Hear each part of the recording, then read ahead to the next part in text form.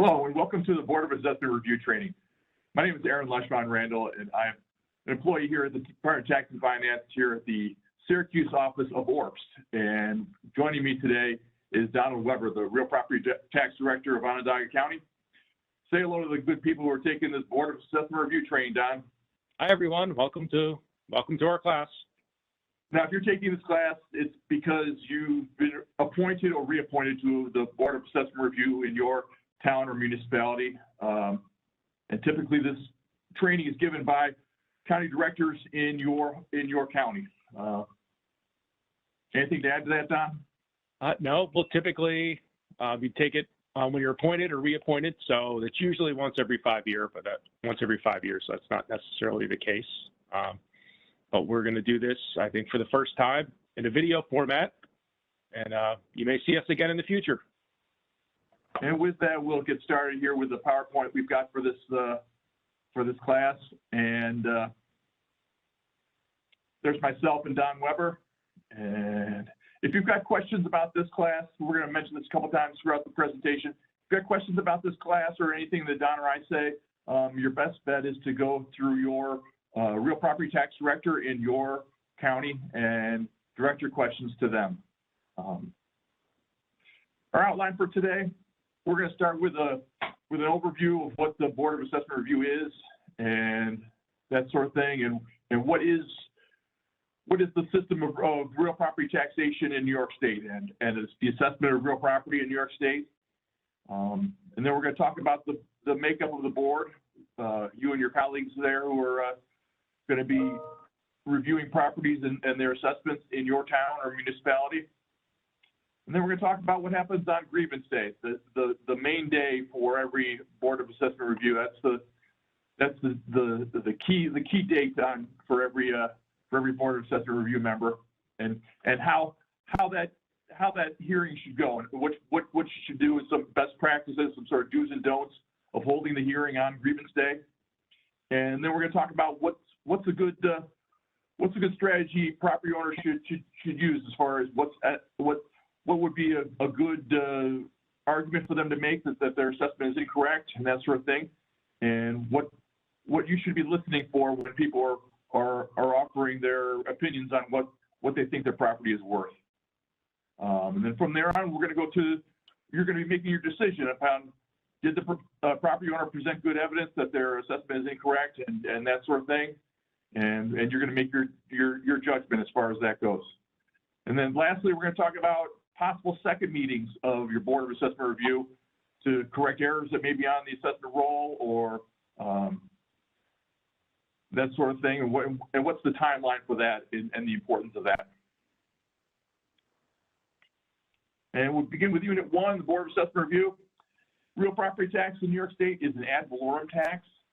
That means based on value. I think is that a Latin term, Don? Did you go to Catholic school? Can you confirm that for me? I did not, but I do believe you're correct, Aaron. I think that is a Latin term. Oh, good. And what is value, Aaron? What are we saying value is? Well, value in this case is market value, and that is, what would a house or property most likely sell for? And we're not looking for the highest value that it could sell for or the lowest value it could sell for. We're looking for the most likely selling price. So what it most likely would sell for if it were offered on the open market. And eventually down the road, we're going to get to taxes, and this assessment roll is going to be used to distribute taxes by the municipalities. But it's not your role or the assessor's role or anyone's role as far as determining what those taxes are.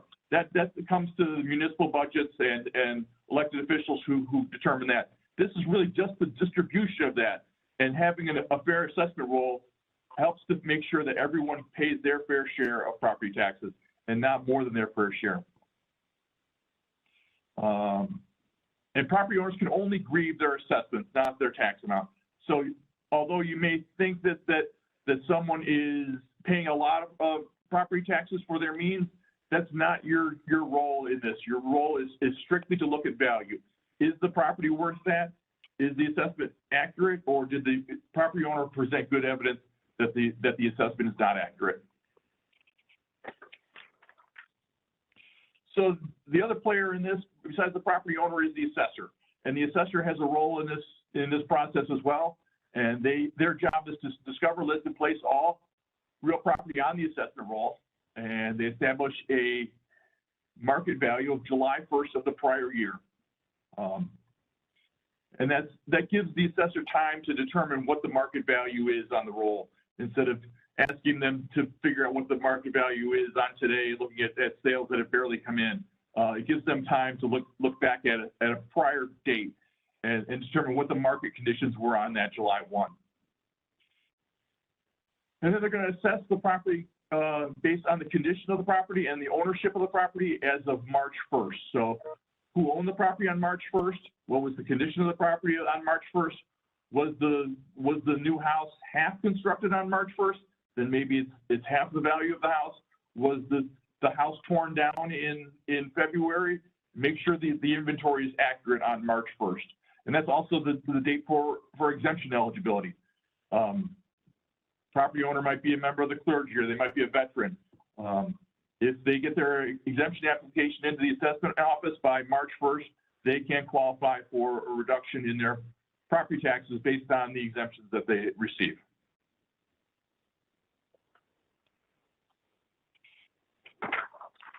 So the Board of Assessment Review, you're a quasi-judicial body. You need to act with a judicial temperament. You're here to listen to both sides. You're here to listen to the evidence provided by the property owner and listen to the counter evidence presented by the assessor and make a determination. You should not go into this process thinking that all the assessments are correct and there's no way any assessment could be incorrect. You should not go into it thinking that all assessments are wrong and you're going to reduce all of them. You need to keep an open mind and review the evidence as it's presented, and not go into the hearing with thinking you're going to defend the town against all these people that are trying to reduce their property taxes, or oppositely, you're not going to go in with the idea that you're going to somehow reduce the property taxes, because, as I said before, you're not going to reduce the property taxes that are collected by the town. You'll just be creating inequities in the roll if you offer reductions that aren't warranted. So you're going to provide a fair hearing, follow the due process of law, and withdraw yourself from any case where you may have a personal interest. And we'll talk more about that on a later slide. The role of the assessor in relation to the bar.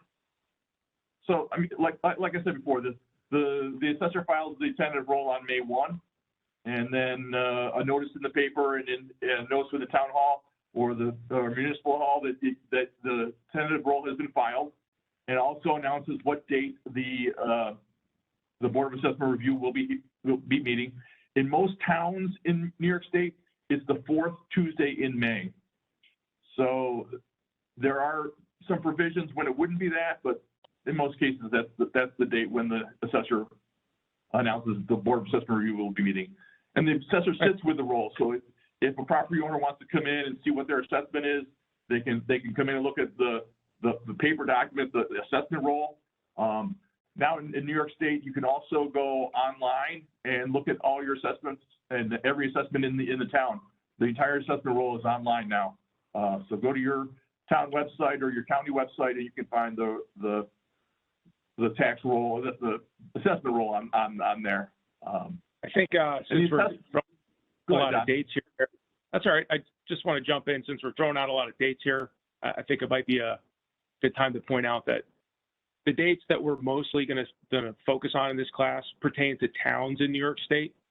So the taxable status date that Aaron mentioned earlier, March 1st, and the tentative assessment roll being filed on May 1st, those all pertain to towns in the state of New York. I believe all towns, except there may be some exceptions.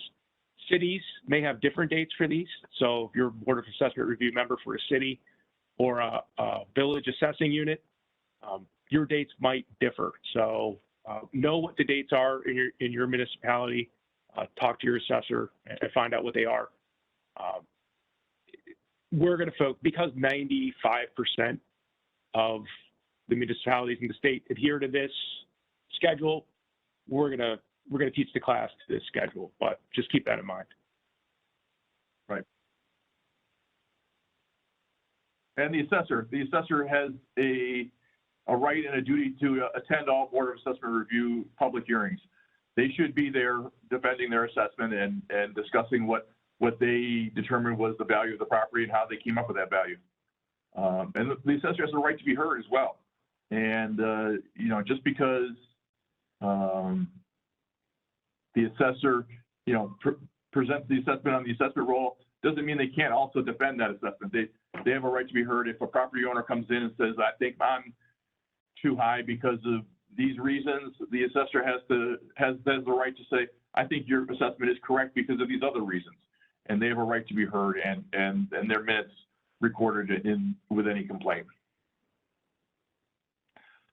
So for a taxpayer, if they think they're too high, if they think their assessment is too high, if they don't think they could sell their house for that, they have a right to first, you know, discuss it with the assessor. They'll get a change of assessment notice in the spring if their assessment has changed, and they can go in and meet with the assessor and say, hey, you know, I think you're using a comparable property that's not as comparable as this other sale that I've come up with.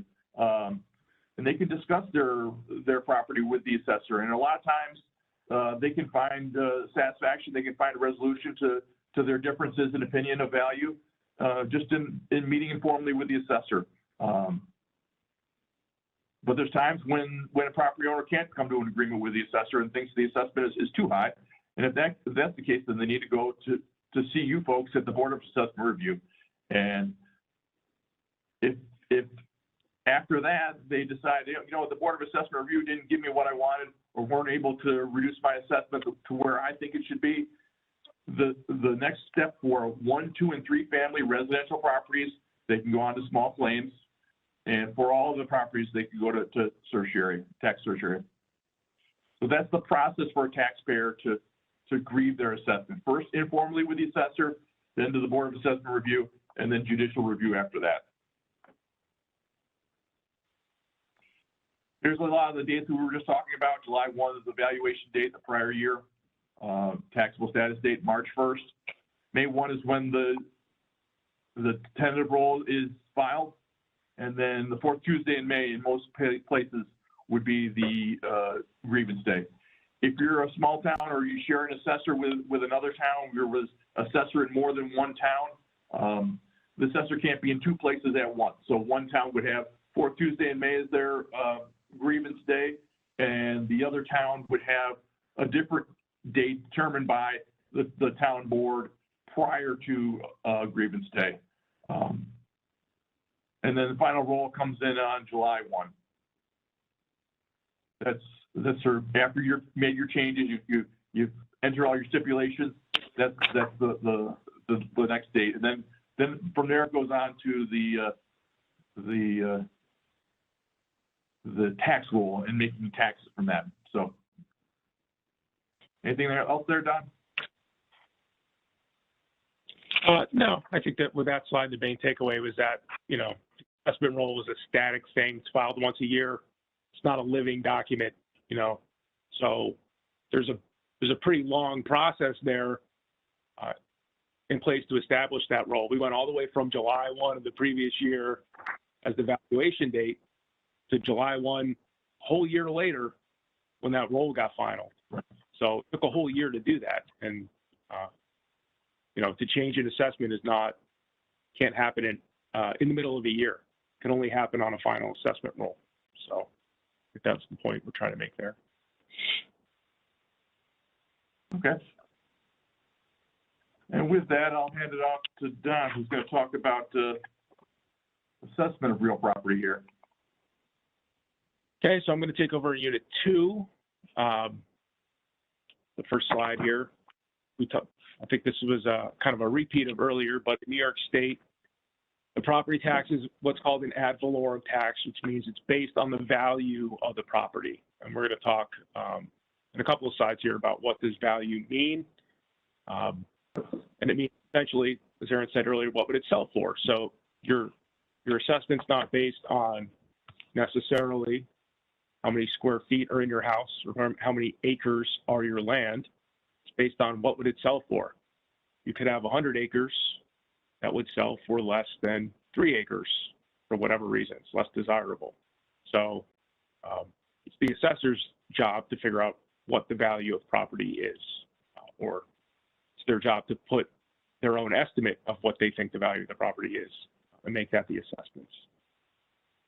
So in New York, all real property is subject to taxation unless it's specifically exempt from law.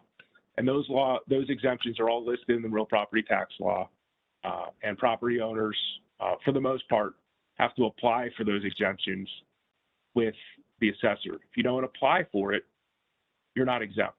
So even though you may be entitled to an exemption, if you don't put the paperwork in and get it there on time, which in most cases is March 1st, you cannot be granted that exemption. Real Property Tax Law 302 says property must be assessed according to its condition and ownership as of a taxable status date, which you mentioned again is March 1st. Taxable status date is important because when we mentioned the assessor is going to value property as of July 1, but what are they going to value? They're going to value whatever was there on March 1st. So if you have a piece of land with a building, with a house on it on March 1st, and it, God forbid, burned down on March 2nd, right? Now, 2 months later, you're going to a grievance day, and the property owner comes in and says, you're assessing me for $300,000, a building with a house, a piece of land with a house on it. Well, the house was there on March 1st, so the assessor has to value it. It does not seem fair. Probably isn't fair, but it's the law. Whatever was there on March 1st is what the assessor has to value, and that's why we call it taxable status date. It's very cut and dry. Same thing with ownership. If a property owner who is, say, a veteran, purchases a house on March 2nd and goes in to apply for a property tax exemption, well, he wasn't the owner on March 1st, so he's not eligible to apply. He or she is not eligible to apply for that exemption. Can't be granted. You have to be the owner on March 1st in order to be eligible for exemptions on that assessment roll, right? So they would get the exemption the following assessment roll. A whole nother year they would have to wait. One of the most important tenets of the real property tax law in New York State is that property must be assessed at a uniform percentage of value. So we talked about property tax being an ad valorem tax, meaning the assessments are based on value, on market value, but they don't have to be at 100% of market value. They could be at any percentage, 50%, 25%, 87%, as long as every parcel in the town is assessed at the same percentage. Theoretically, doesn't matter what that percentage is. And of course, the courts have defined market value, or what value is, as the market value, the most likely selling price. So the level of assessment and the uniform percentage of value are pretty much the same thing. Each year, when the assessor files their assessment roll, they're going to declare what the level of assessment on that roll is. If the town has done a reassessment, it might be 100%. It might be 100% every year because the assessor likes to keep values at 100% as the real estate market increases or decreases. But regardless, it should be the same across the board. It could be different in one town and the town right next door, and it could be different throughout a school district that goes across multiple towns. But as long as every property in town is assessed at the same percentage, that's what's important. And that's going to be part of your job to determine. Property owners might claim that they're overassessed because, hey, I'm being assessed at 75%, but my neighbor's assessed at 50%. So that's not fair.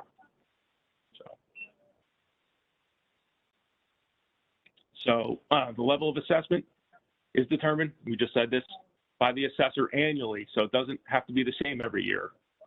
Typically, if the town's not maintaining property at 100% or assessments at 100% of value, you're going to see that level of assessment drop slightly each year as real estate appreciates, which is generally the case. So if assessments stay the same in the town and the value of property increases, because that's typically what happens, that level of assessment would drop slightly year to year. So the example given here is that if property is assessed at 50% of market value, an assessed value on the assessment roll of $125,000 would indicate that the assessor believes the market value is $250,000. They believe that property would sell for $250,000. And again, being an ad valorem tax, taxes are based on the value of the property, not the property owner's ability to pay, or anything else for that matter. So on being a member of the Board of Assessment Review, I can almost guarantee you that you will hear this argument every year. And it may be a legitimate complaint from property owners. Not legitimate in that you should reduce the assessment, but it may be a complaint that you're going to hear, right? So I just can't afford these taxes. I've lived here my whole life, and you're taxing me out of my home. Well, you know, all we're trying to do is establish what that property would sell for, the market value, and the taxes are determined by the municipal budgets, by the school district, by the town, by the county, by the village, by the fire department. They're going to levy these taxes, and all the assessment does is take that amount and spread it out amongst the parcels in the town or county or school. It doesn't raise additional money, it just distributes it fairly, which is why it's important that the assessments are fair and accurate. So how is market value determined? So the assessor does not set market value. I think what they mean by this is that the assessor doesn't decide how much you could sell your house for. The assessor made my house worth too much, Don. Right. My mom says this to me. I told her my assessment just went up to $250,000. She said, "Well, that's great. Now you can sell your house for that." I said, "I could always I can sell my house for however much I want." They don't. The town doesn't decide how much, or the assessor doesn't decide how much you can sell your home for. The assessor tries to determine how much you could sell your home for. So it's not they're not setting a ceiling or a floor for your value. Any property can sell for whatever somebody's willing to pay for it. It's just the assessor's job to try to estimate what that might be. And there's a few different ways that they do that. We're going to talk about them, I think, on the next slide. But generally, the best way to estimate market value is by analyzing sales of similar properties. And when you do that, you want to look at sales that are called arm's length. Arm's length sales means there was a willing buyer and a willing seller. It wasn't, somebody who was desperate to sell for some reason, so took a lower price than they otherwise would have. It wasn't typically things like an estate sale wouldn't be considered an arm's length sale. Foreclosure or an auction sale wouldn't be an arm's length sale. You're looking for sales that have been on the open market and offered to everybody. So it wasn't between relatives. It wasn't, selling to a friend or a neighbor. Open market sales. So when property owners or the assessor present you with evidence of sales to support their estimate of market value, you want to be able to, or you should be analyzing or scrutinizing them, try to determine, is this a good sale, an arm's length sale? So once the assessor determines the market value, they're going to determine the market values for all the properties in the town every year. So there are three main ways that the assessor can determine market value. And these ways are listed in I think, hierarchy here. The best way is the sales comparison approach. The second best way is the income approach. And the third and least best way, in my opinion, is the cost approach. So the sales comparison approach is like we talked about, looking at sales of similar properties. It's not, as long as you have enough information to do an analysis, that's the best way. If you're looking at residential properties, in most towns, you're going to have enough sales to do a sales comparison approach. And you're going to look for comparable sales. So if it's a raised branch, you're looking for sales of raised branches. If it's a colonial house, you're looking for sales of similar size, age, colonial houses. If there's a disparity in, say, school districts or perceived, one school district in the town is perceived to be better or worse than another, in order to look for comparable sales, you probably want to look for sales in the same school district if you can. You're not always going to be able to find perfect comparable sales. So what you may have to do is some adjustments. And that's called a paired sales analysis. And the reason we're talking about this is because this information is likely to be presented to you as evidence to support the property owners and the assessor's estimate of value. So you need to be able to analyze it and determine if what they're presenting to you is relevant and accurate, right? So in order to do a sales comparison approach, you would have to determine if the sales presented are actually comparable. So if you have a subject property that's a 1,000 square foot raised ranch house and a sale of an 800 square foot ranch house, and the sale sold for 100 grand, you would want to say, well, that property is actually smaller than the property we're trying to value. So we want to make an adjustment to the subject property upward to account for those differences. You can do that for any number of things. If you've ever seen an appraisal before, you'll see they have the subject property on the right, and they list the 3 or 4 sales, and they make additions and subtractions to the sale price to account for the differences. You know, plus $5,000 for a half bath, minus $10,000 for a garage, plus so many dollars per acre difference in the sale price, all to try to estimate what the subject would sell for. And that's typically the best way to value property. It's typically, and you would use that for residential property 99.9% of the time, for houses, for land.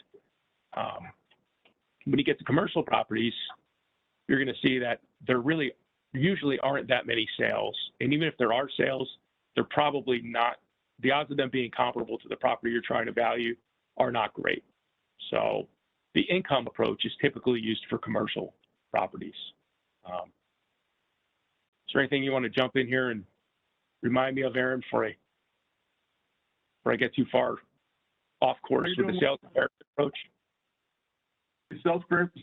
The assessor might have a list of sales that are maybe better than the subject property, and maybe adjust it down and to match that subject property. And the property owner might have lower sales that they've adjusted up, hopefully, to match that subject property. But everybody will bring in their own set of sales that they think are most comparable. It's your job to say, hey, these 2 properties from the assessor and these 2 properties from the homeowner, these were the most comparable sales. Let's see what those numbers point to as far as the value of that property. Right. So typical metrics assessors and appraisers use are sale price per square foot. So again, typically in residential property, you might say have a property owner bring in 3 or 4 or 5 sales and say, hey, these are all similar to my house and they all sold for $100 a square foot. You could take that and then apply it to my house, and I'm being assessed at $150 a square foot. So what's going on here? Well, it could be the assessment's bad, or it could be that your house really isn't that comparable to those. Your house is better than those. But again, you want to make sure you're comparing apples to apples. You don't want to, especially when you're using a dollar per square foot analysis. You want to make sure that one property doesn't have 100 acres, and the other one has 1, because you'll want to account for those differences then. Same thing, we'll talk a little bit later about why you don't always want to use comparable assessments, but I can guarantee you one of the arguments you're going to hear from property owners is that they're not being assessed fairly because there are other assessments on their street. The houses down my street is assessed for $150,000, and I'm assessed for $175,000. And you can compare assessed value per square foot as well. But we're going to talk later about why property owners are supposed to be establishing their market values and not just comparing their assessment to others in the town.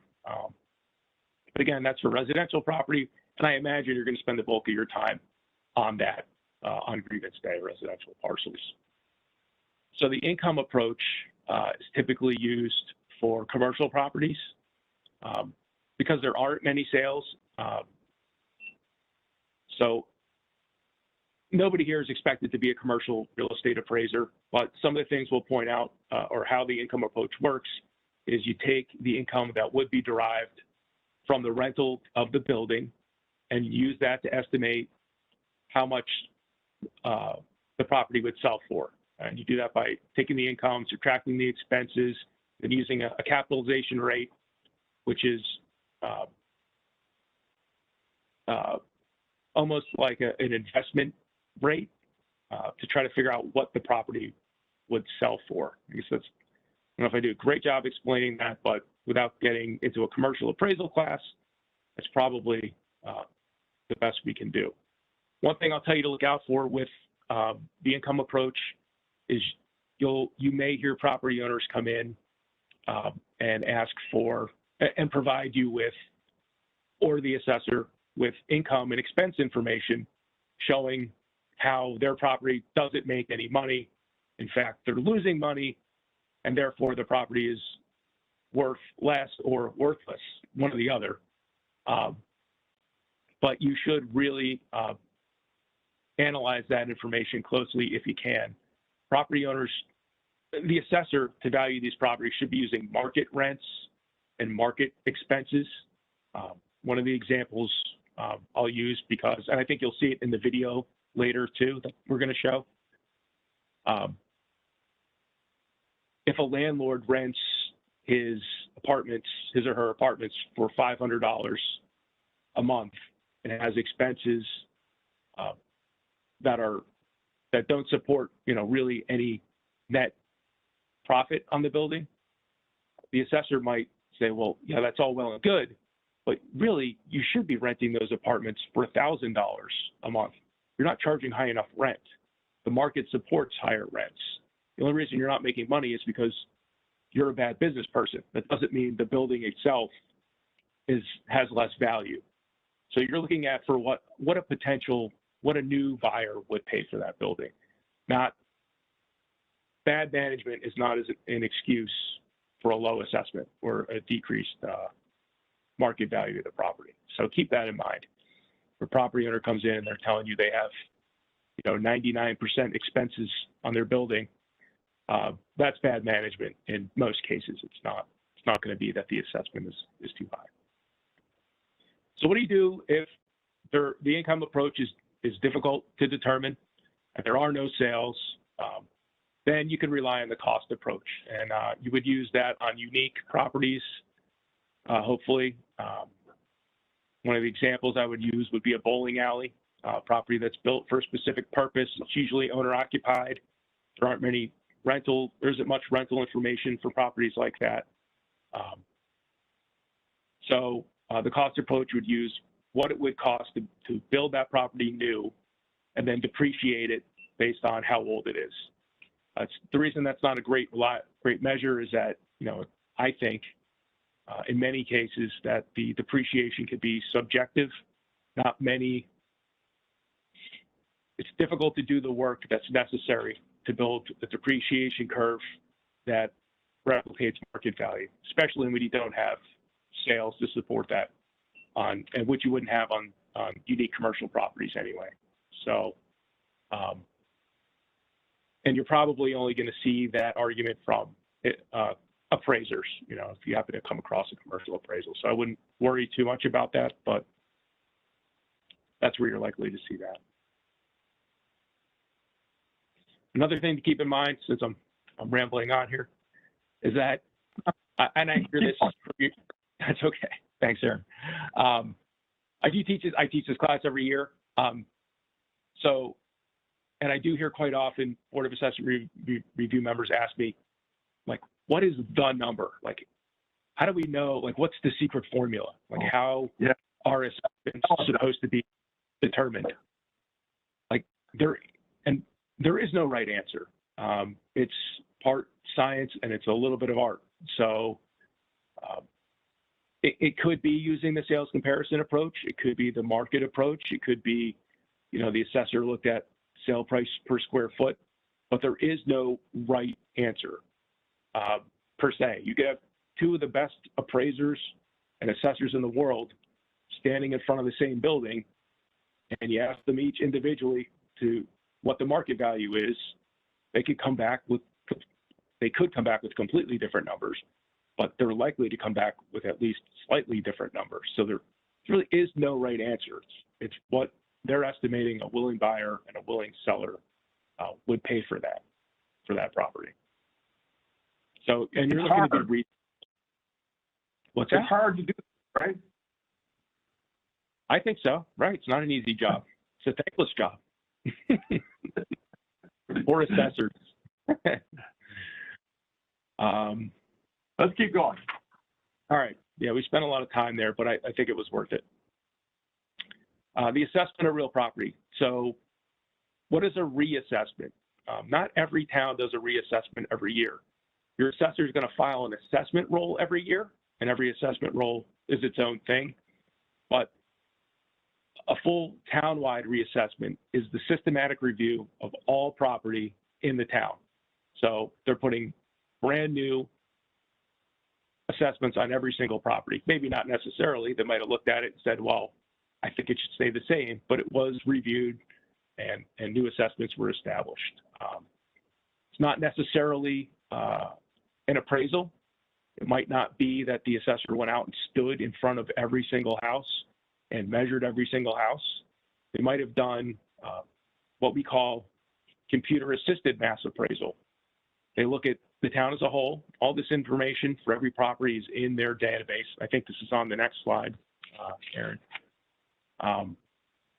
where they analyze sales in the town by neighborhood, by building style, by year built, by grade, meaning construction quality, by the condition of the properties, and analyze how the assessments compare to sales of similar properties and see where their assessments are out of line. So not every reassessment is an appraisal. Some of them can be what are known as desk appraisals. You're looking at the information that you have in your computer or in your spreadsheets and adjusting assessments that way. And that's perfectly valid. That's what many towns who do maintain assessments at 100%, that's how they do it. They'll analyze the data, and they may only physically re-inspect and reappraise a portion of the town each year. Although they're looking at every single assessment, they're only standing in front of, say, 20%. I think we say the state and other places say that it's appropriate to physically reappraise property at least once every 6 years, I think is the rule of thumb. And the assessor would do that. With reassessment, it's most likely a scenario, Don, where like the level of assessment may have been dropping over time, and it was at your level was maybe at 70%, then it was at 65%, and then it was at 55%. And as the market has increased, the level of assessment has come down. And maybe the assessor is looking at the assessment roll and saying, gee, my level of assessment is coming down, but it's not the same level in my entire town. Maybe my farms are at one level and my condos are at a different level, and this village is at a different level. And overall, I have to come up with one number, the level of assessment for my town. But I've noticed some inequities creeping into my role, and I want to bring everybody up to 100% of market value. That's usually the scenario with a reassessment, where all the assessments are brought to market value 100%. And that's the most common scenario for a reassessment. Right. So it doesn't mean everybody's assessment's going to change the same, like Aaron said. You might get property owners coming in saying, well, how come the neighborhood across the street, they only went up 2%, but my neighborhood got raised 10%? Well, the reason to do that would be that the assessor was trying to bring everybody back to that same level, whatever it is, whether they're assessing at 100% or 50% or 25%. He or she might have determined that the assessments on one side only needed to go up a little bit to get there, and the other ones maybe even went down. But the goal is to get everybody to that same percentage. So not everybody's going to move the same. Right. And that's okay. Right. Yeah. And you may find areas that didn't change as much, or your neighbor didn't change as much as you did. And those are decisions made by the assessor when they're looking at every property in that 1 year. Anything else, Don? No, I'm going to take a break. I'm going to listen to you. All right. So the Board of Assessment Review, who are you folks who are on the Board of Assessment Review?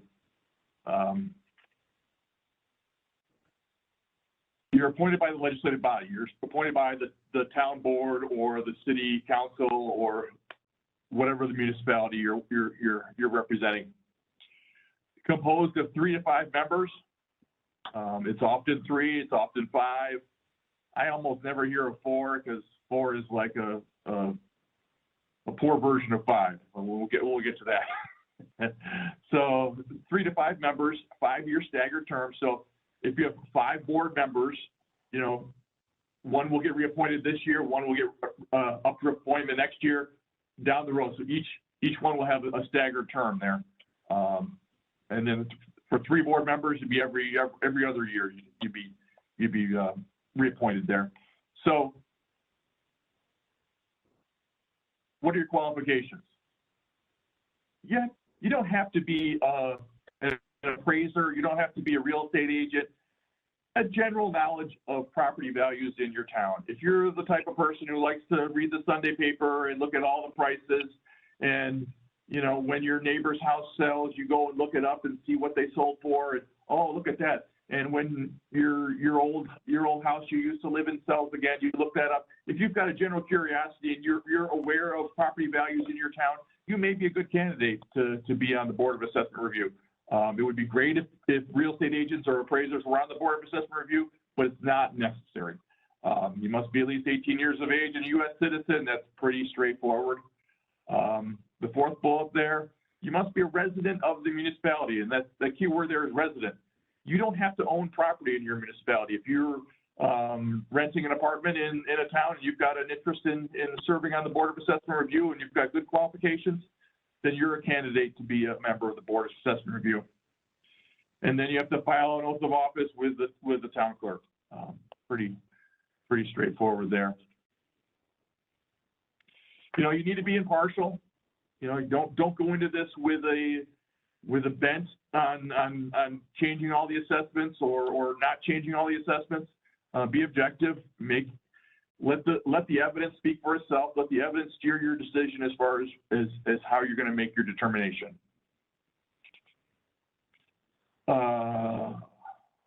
You got to take this class. What can I tell you?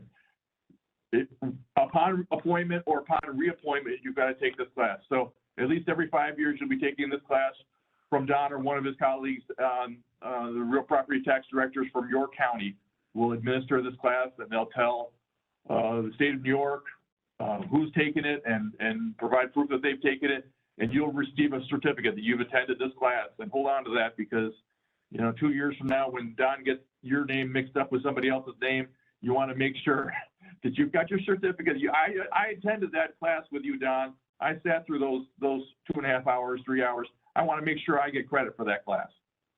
Never happened, Aaron. And in fact, all of my trainees want to come. They come every year voluntarily. They love it. So much fun. Must be the other county I deal with there. Yeah, probably. Board of Assessment Review. You must file a disclosure if you've got an interest in a property. And the RP 523 is the form, and it describes on the form what is an interest in the property. If you and your brother own an apartment building and he's coming in to grieve the assessment on the apartment building, you can't sit there and decide what the assessment should be, obviously, because you have an interest in that property. And don't play games with this. If you've got an interest in the property, you can, and you do go through this, you can be liable for a civil fine if this is the case. So don't be changing your assessment or properties that you own. Don't be involved in that at all. And you should recuse yourself in any case when you feel like you've got an interest in that property, you've got some ownership or some sort of personal interest in a property.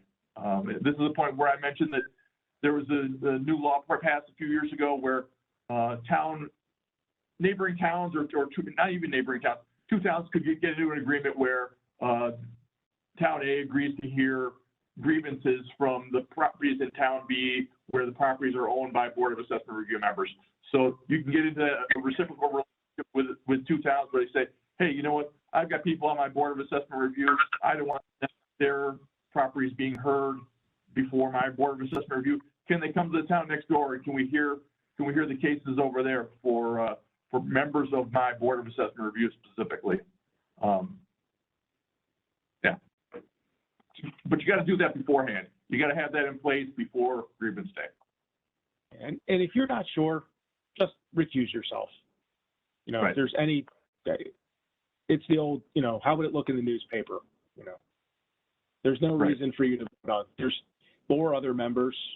Just recuse yourself. Even if you don't have a financial, the disclosure form, I believe, is if you have a financial interest in the property, then you must complete that form. But you can always recuse yourself if it's a friend or a neighbor or, you know, a relative. You don't have to necessarily fill out that form, but you can just say, hey, I'm going to recuse myself from this one. You guys go ahead and vote without me. That doesn't mean you have to in every case. We understand that these are, you know, you're required to be a resident of the town, so you're going to know people. So you don't have to always recuse yourself just because you know the person. You coach soccer together doesn't mean you need to recuse yourself, but something to keep in mind. Sure. You're there because you can exercise good judgment. We trust you. All right. That's the Board of Assessment Review. That's your makeup there.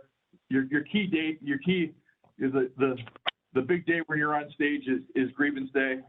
Don, take it away with grievance day. Let's have grievance day here. Hey, what do you let's think? do it. Unit 4, grievance day. So hopefully you're not just going to show up on the 4th Tuesday in May ready to rock and roll. You're gonna get together ahead of time and have an organizational meeting. The Board of Assessment Review is going to pick its own chairperson. The chairperson is not appointed by the town supervisor or anybody else. The members are going to decide who the chairperson is going to be, and it doesn't have to be the same person every year. You can change from year to year. So as people come off or come on, or you just want to change things up, you can change who the chairperson is. And the chairperson's role really is to facilitate the meeting, to keep order, and to administer oaths. So you're going to see later in the videos, and we're going to talk about it more. Now, Board of Assessment Review is meant, the meeting needs to be ran. It's not, you're not there as a referee between the property owner and the assessor. You're going to control the meeting, and the chairperson's job is really to do that. During the organizational meeting, you're going to set the time and place for your hearings, although I'm sure that the assessor knows, or the town is going to pretty much decide when that is. And you're going to do administrative tasks, decide who's going to take minutes, because you do have to take minutes. It doesn't necessarily have to be a Board of Assessment Review member who's responsible for the minutes. It can be somebody else. It could be a town employee that does that, but it's got to be done.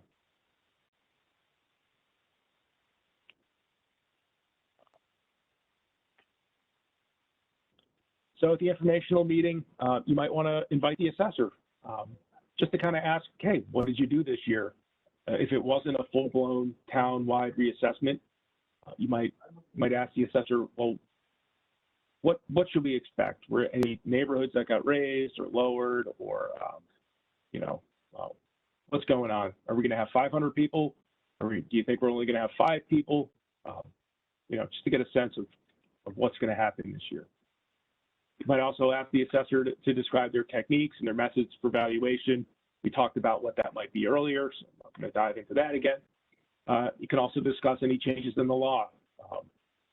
If you're watching this video years in the future, hopefully they're not still changing the STAR changes, STAR exemption every single year, but it seems like something changes the real property tax law every year. There's always something new, and it might be something you want to ask the assessor about. But maybe there's new exemptions that came out this year that weren't allowed last year, things like that. What you should not do is be discussing specific parcels. Because the Board of Assessment Review, Aaron talked about, is a quasi-judicial board, it is almost like a court meeting, a miniature court meeting. You shouldn't be talking about individual cases outside of court with the assessor. This is the important meeting where you meet with the assessor and you discuss, are we having subs or are we having pizza? That's when right. you set the agenda right there. Right, the big stuff. So we hammered this home already. Grievance day is the fourth Tuesday in May. In many cases, if your assessor, as is the case in many towns throughout New York State, is the assessor in multiple jurisdictions, your town might have a different grievance day. The latest it can be is the second Tuesday in June. So keep that in mind. Again, we mentioned you must have a training certification. If you don't attend training, you can't sit on the board. So you can't even sit up there with them at the table. You can't say, oh, well, I just want to be up there for practice and I just want to hear the cases, even though I couldn't make training this year. If you don't have that training certificate, you can't sit on the board. You can't be part of the deliberations. You're not, for all intents and purposes, you're not on the board. You haven't attended the training. You're not on the Board of Assessment Review.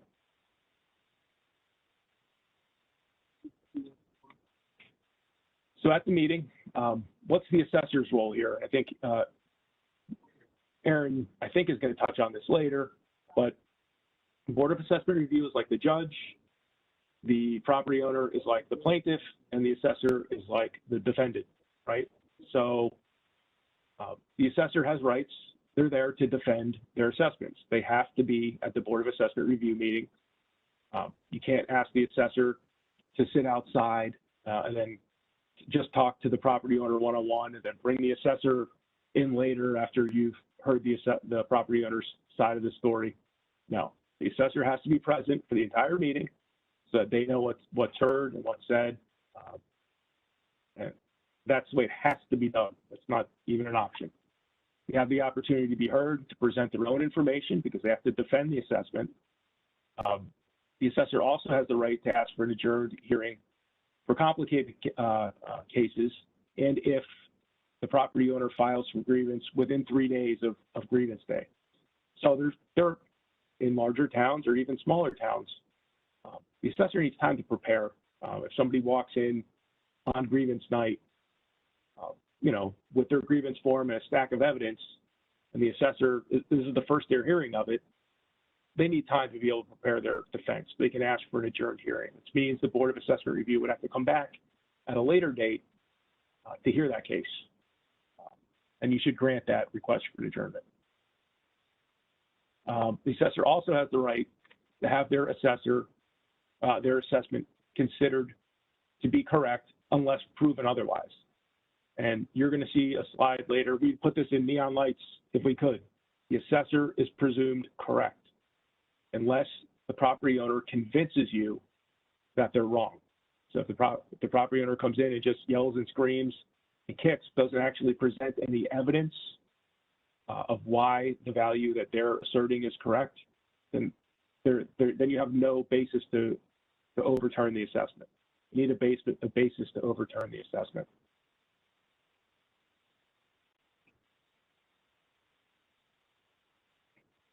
Unit 5. Aaron, is there anything you want to touch on Unit 4 before we jump into Unit 5? Oh.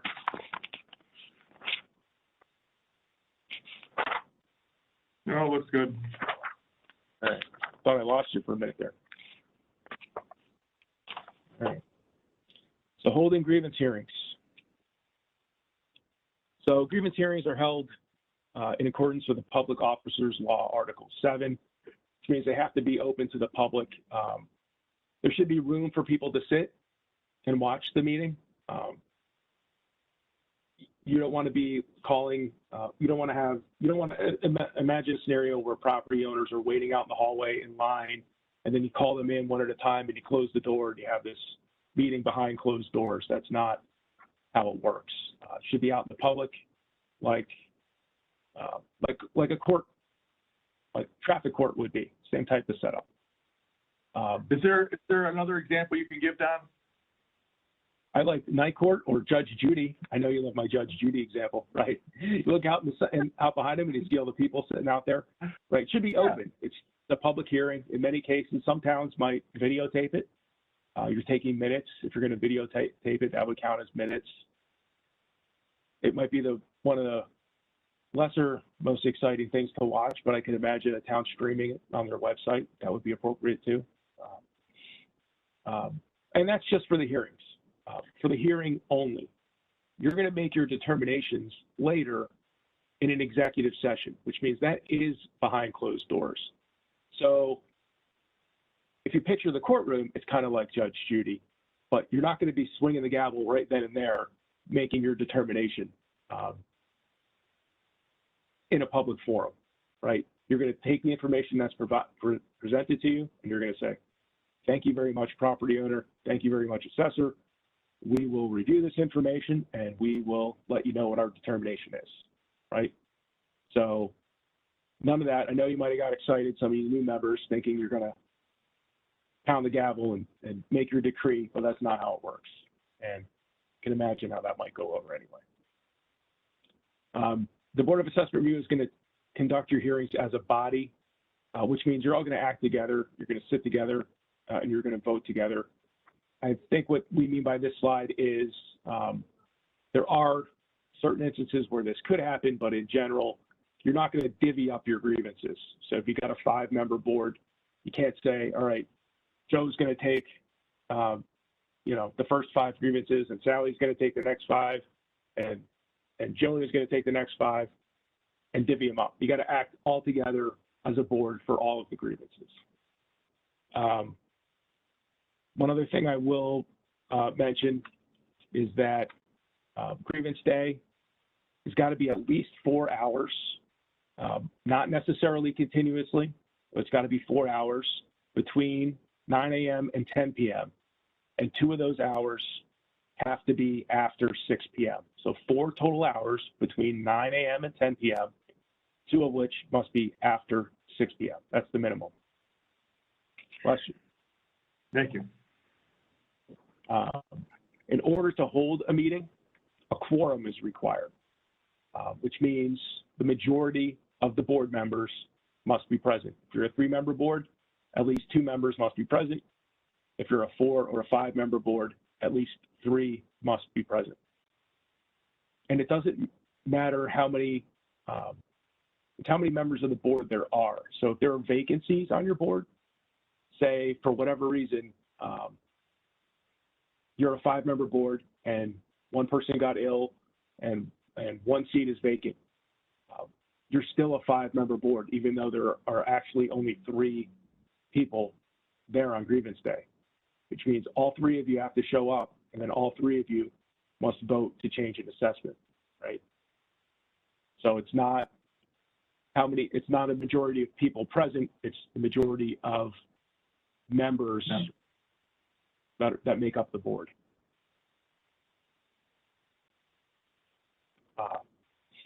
So what constitutes a valid complaint from a property owner? It's got to be filed on time, which means it has to be filed on or before grievance day. They can bring it in with them, the property owner, the paper grievance forms, RP 524. Some towns now allow electronic filing, so they might be able to email it, but it has to be in your possession on grievance day. They can't put it in the mail on grievance day or the day before, and if you receive it, the day after, say, oh, it was postmarked on grievance day. That's not good enough. It has to be in your possession on grievance day. During hearing dates, we talked about the assessor can request them. You can also have an adjourned hearing date if further documentation is required. So the property owner comes in and says that they have some evidence to support their claim, but they don't have it with them. You could say, all right, well, bring it to us. We're going to meet again next Tuesday. Why don't you bring it to us then, and we'll hear it then. You could also have an adjourned hearing date if you just have too many meetings. Say the town does a full townwide reassessment project, and you're meeting from 6 p.m. to 10 p.m., but there's 500 people lined up outside. You know you're not going to get through all 500 of them, right? You would meet with as many as you can, and whoever else is in line, you would take their name and their contact information, and you have them come back at an adjourned hearing, which could be whatever, the next day, the next week. That's how that would go. One other thing with that adjourned hearing, Don, and I just thought of that we haven't talked about before. Yeah, a property owner comes in and they've got, like you said, a stack of evidence that the assessor didn't know about, and they present to the Board of Assessment Review, and the assessor asks to hear this during an adjourned hearing, and the Board of Assessment Review grants that. The property owner also has a right to appear before that adjourned hearing as well. They can't, maybe they submitted all their evidence on grievance day, and they don't want to come back tomorrow to hear what the assessor has to say, but they have the right to come back and hear what the assessor has to say. They have a right to be heard again. So they may come back the next day and say, yeah, I don't agree with what the assessor says about my property. It is flooded. Here's the pictures, blah, blah, blah. But they have the right to attend the adjourned hearings as well. Right. Absolutely. And the adjourned hearings are not a second grievance day. And there may be another slide about this later, but when we get to it, we'll breeze over it then. It's only for the grievances that you couldn't hear the first day or the ones that you actually adjourned. The property owner must have filed their grievance on or before actual grievance day. So if you have an adjourned hearing the following week, you can't have new people showing up filing grievances. You're only going to hear the grievances of the folks who were actually at the first grievance day and it was spillover. You're not going to hear any new complaints that day. It's not extra time to file.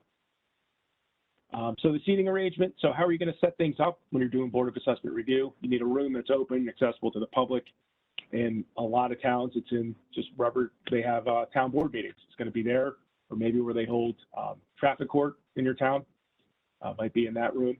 Should be separate from other business. You don't want to have grievance going on, in one part of the room, and then have, the planning board or the zoning board meeting in the other side of the room. It's got to have its dedicated own section.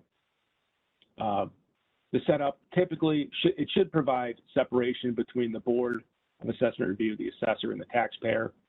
And I think what we mean by that is ideally you're not going to have the Board of Assessment Review sitting at a table together with the assessor when the property owner comes in, because it gives the impression to the property owner that, the Board of Assessment Review is on the side of the assessor. And it's, them against you. That's not what we're going for. We're looking, Aaron always calls it the V for victory. You have the property owner, the board, and the assessor. And the property, just like in court. And you don't want the property owner talking directly to the assessor necessarily. They're not there to argue and you just to be the referee. You're going to be there running the meeting. The chairperson is going to run this meeting. They're going to take the oath. The property owner is going to talk to the board, and the board's going to ask questions. And then the board is going to talk to the assessor. The assessor is going to ask questions. So everything's going to go like this, not like that. So that's what we mean by separation. So my V analogy. I liked it so much. It's mine now. All right, powers and duties of the Board of Assessment Review. You're going to administer oath in the training book. I don't know if do you have a copy handy, Aaron? You should have gotten this training guide. I'm going to, in the book, there is an oath, just a sample oath you're going to give to everyone who's going to provide testimony before you, just like in court. Do you swear to tell the truth, the whole truth, and nothing but the truth, so help you God? Right. So you can see that in that book there. Every person is going to give their testimony under oath. So you're going to take their testimony, you're going to hear their proof. You can require personal appearances. Not everybody who files a grievance is going to show up. Some people, maybe they live out of town, maybe they just can't make it that day. Maybe they think their evidence is so overwhelming that they don't even need to show up.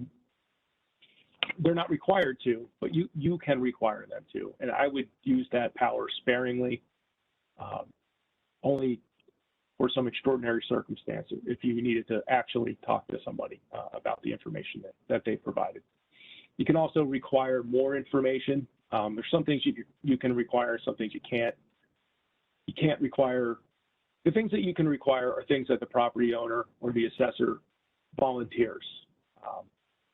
If they say, for instance, I have an appraisal from my bank that proves my house is worth $200,000 and not $250,000, you can require them to show that to you. What you cannot do is require a property owner to go out and get an appraisal. That's entirely different, you know. So you can require them to provide proof of evidence that they're presenting, but you can't require them to go get new evidence.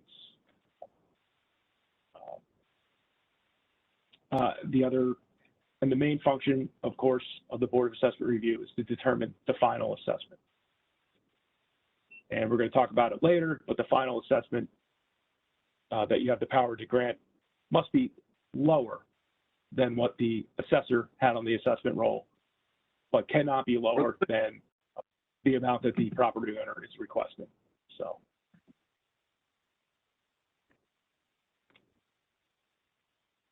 The assessor's role in the hearings, they're going to defend their assessment, right? That's what they're there for. They're a public employee. They didn't pull these numbers out of thin air. They came up with them somehow.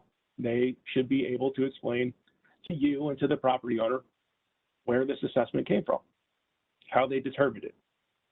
Specifically, not just, I looked at sales and this was what properties sell for. They should be there to explain how this works. You know, that's just good public service. They can also recommend a reduction of the assessment. Maybe the property owner didn't come in and talk to the assessor ahead of time, and this is the first time they're hearing of it. And the assessor sits there and says, well, geez, I didn't know that. All the points you made are very good. I didn't know that your basement wall had caved in. I wish you would have come to me ahead of time. But since we're here, yeah, you're right. I recommend that the board reduce the assessment by $30,000. And they can do that on grievance day. What they could also do is after the tentative roll is filed on May 1, but before grievance day, the property owner can come in and talk to the assessor, and they can agree on a value, stipulate on a reduced value, right? And it would be the Board of Assessments Review's duty to sign off on those, to agree to those stipulated values. The stipulations are binding on both the assessor and the property owner. So I'll just, by way of example, the property owner is assessed for $200,000 and they come in and talk to the assessor. This is after the tentative roll is filed, because the assessor can't make any changes after the tentative roll is filed without your approval. And both the assessor and property owner agree that the assessment should be reduced to $190. They're both going to sign the stipulation area on the grievance form, but the property owner can't then come in on grievance day and ask for even less. That's not their backup plan. They can't say, well, I got the 190 in my pocket. Now I'm going to come in and try to get 150. No, it's not their plan B. If they stipulate to an assessment, that's what the assessment is going to be, and there's no further recourse. So keep that in mind. The assessor's role too is to make comments, any comments that they want from the record.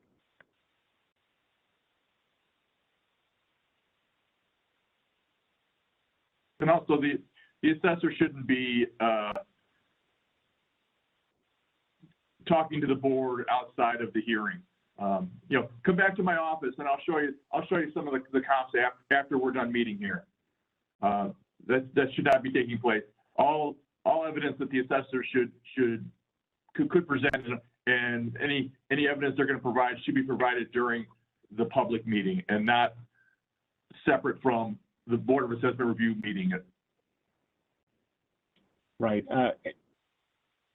You don't want to be, I mean, this isn't a perfect world. A lot of these examples, the assessor could potentially be there hearing tens of grievances or maybe even hundreds of grievances. So you do want to make some allowance for this. They should be given a space to have their computer, and any other things that they need readily available to defend their assessments. So we talked about how the room should be set up earlier. Maybe it's just not feasible to have, the assessor, sitting in any particular given spot. Maybe they have to be off to the side because that's where they need to plug their computer. That's where they need to get internet access. So, I mean, a lot of this is perfect world stuff, but you got to use a little bit of common sense too. So hearing the testimony and taking proof, every grievance should be accompanied by evidence. So every grievance is going to say, I think the assessor, not only that I think the assessor is wrong, but here's what I think my property is worth, and here's why. Here's proof to establish my estimate of market value. It's not just a complaint.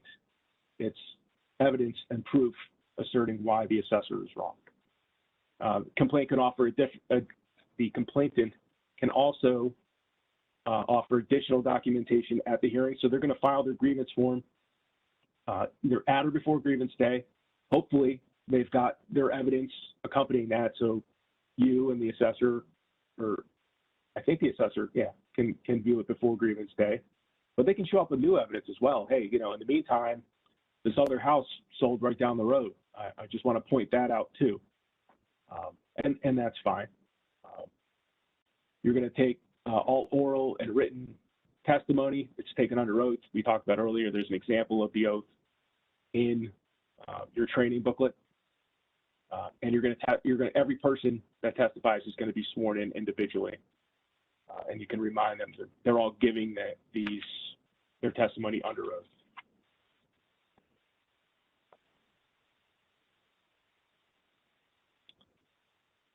So we touched on this already. Personal appearances are not necessary for all. It's perfectly fine for somebody to mail in their grievance with their evidence and just let that ride. You can require a personal appearance. Said I would use that sparingly, only if you see a pressing need for it. If you do require an appearance and the property owner refuses, that's what you could dismiss the case under what's called willful neglect. You could also require additional information. So the property owner says, again, we'll use the example of an appraisal. I have an appraisal from my bank, shows that my house is worth $200,000. Great, let us see it. If they refuse to let you see it, that's willful neglect. You can then dismiss the case, and I think Aaron's going to touch on this later, but a dismissal is a little bit different than a denial. So if you deny a person's grievance by not reducing the assessment, they then have the opportunity to go on to judicial review, which is either a small claims assessment review or to file a lawsuit certiorari against the town. If you dismiss the grievance because of willful neglect, it stops. They can go no further. There's no judicial review after that, which is why it's a very powerful tool. It should be used sparingly. You're also going to take minutes of the meeting, and you're going to file them with the town clerk afterwards. The minutes can be handwritten notes, can be an audio recording or a video recording. That's going to be filed with the town clerk or the city clerk or the village clerk after.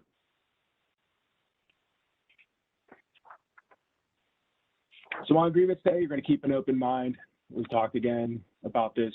Don't have any preconceived notions about, any individual property. You're there to hear the evidence that's presented to you. I don't think I mentioned this yet, but you're not there to reappraise property. It's not your job to go out and do appraisals. You're there like a judge to hear the evidence. So take the evidence that's presented to you and make a decision. You're not going to go around after the fact. I've heard stories of Board of Assessment reviews that, went 2 days later and drove the town and looked at all the properties that filed grievances. They tried to do their own analysis of market value on these. That's inappropriate, and that's not your place. Your place is to act like a judge. A judge wouldn't go out and do their own investigation, right? They would hear the evidence from the defendant, and from the plaintiff and the defendant, and then they would make a decision, and that's what you're there to do. If you do happen to have knowledge, like most Board of Assessment Review members should have some knowledge of the real estate market, you might even have knowledge of individual properties. You can use that knowledge. If you are a realtor or an appraiser and you just know what properties sell for, of course, that's why you're there. You're there because you know about real estate values. If you have a property owner comes in and swears up and down that their basement is unfinished, but you were there for a New Year's Eve party and you know for a fact that that basement is finished, you can use your knowledge of that property in your determination, even though it wasn't presented to you as evidence. That's perfectly fine. At the end of the day, you're there to get it right. That's why I don't invite you to any of my parties, Don. That's one of many reasons I don't get invited to big parties. All persons involved have the opportunity to make statements, present testimony, and produce evidence. So let everybody have their turn. You're there to hear them. They're residents of the town. They're paying the assessor's salary. If you're lucky enough to be getting paid, they're paying your salary as well. You're an appointed official. You're there. You're working for them. Hear them out. The whole point of Board of Assessment Review was to provide an avenue for property owners to have kind of an easy way to review, have their assessment complaints heard without having to go to court, without having to sue the town. You're there to kind of help get it right easily, as easy as you can anyway. Seek out the facts that a fair decision can be made. You're there trying to be fair. You're not looking for, what the absolute most the property would sell for. You're not looking for the absolute least the property would sell for. What's fair, what's typical, what's average.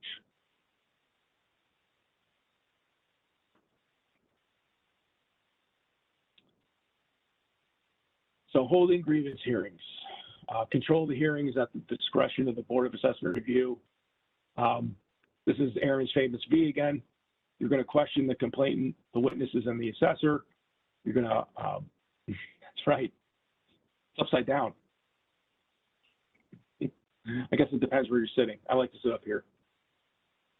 You're going to order of proof is taken and evidence weighed, whatever that means. You're going to take the proof that the property owners provide, whether it's comparable sales, comparable assessments, whatever they have.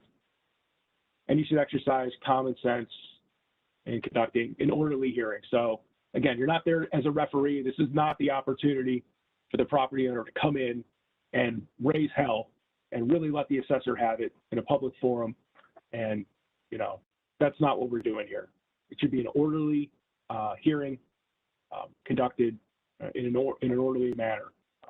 Assessors are professionals who, this is their job. You don't go to work and get yelled at by people. That shouldn't be allowed. You're there to conduct an orderly meeting and have it run smoothly. You take the evidence. And that's another reason you shouldn't comment so much. You can certainly ask questions, and you should, but don't want to comment too much or hint too much about which way you might be leaning about an assessment reduction one way or the other. You accept the evidence. You say, thank you very much. This is a lot of great evidence. I'm sure we can give you a reduction. Yeah, great. I'll be looking forward to that. Told you so. Yeah. Right. You don't want to tip your hand. Say, thank you very much. We'll take it into consideration, and you'll get a notice from us within so many days letting you know what we decided. So I think there is, especially for property owners who haven't been to grievance before, I think many of them might have the expectation that they're going to get an answer right then and there.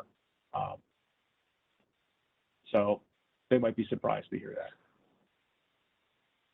Yeah, and I mean, most of these go very well. The ones that don't are stories that Don and I hear about how, you know, things got out of hand and the Board of Assessment Review wasn't running the meeting. And it's your duty to run the meeting, and you're the one asking the questions, and the assessor and the property owner are providing the answers. They're showing you their evidence, and you're accepting that evidence.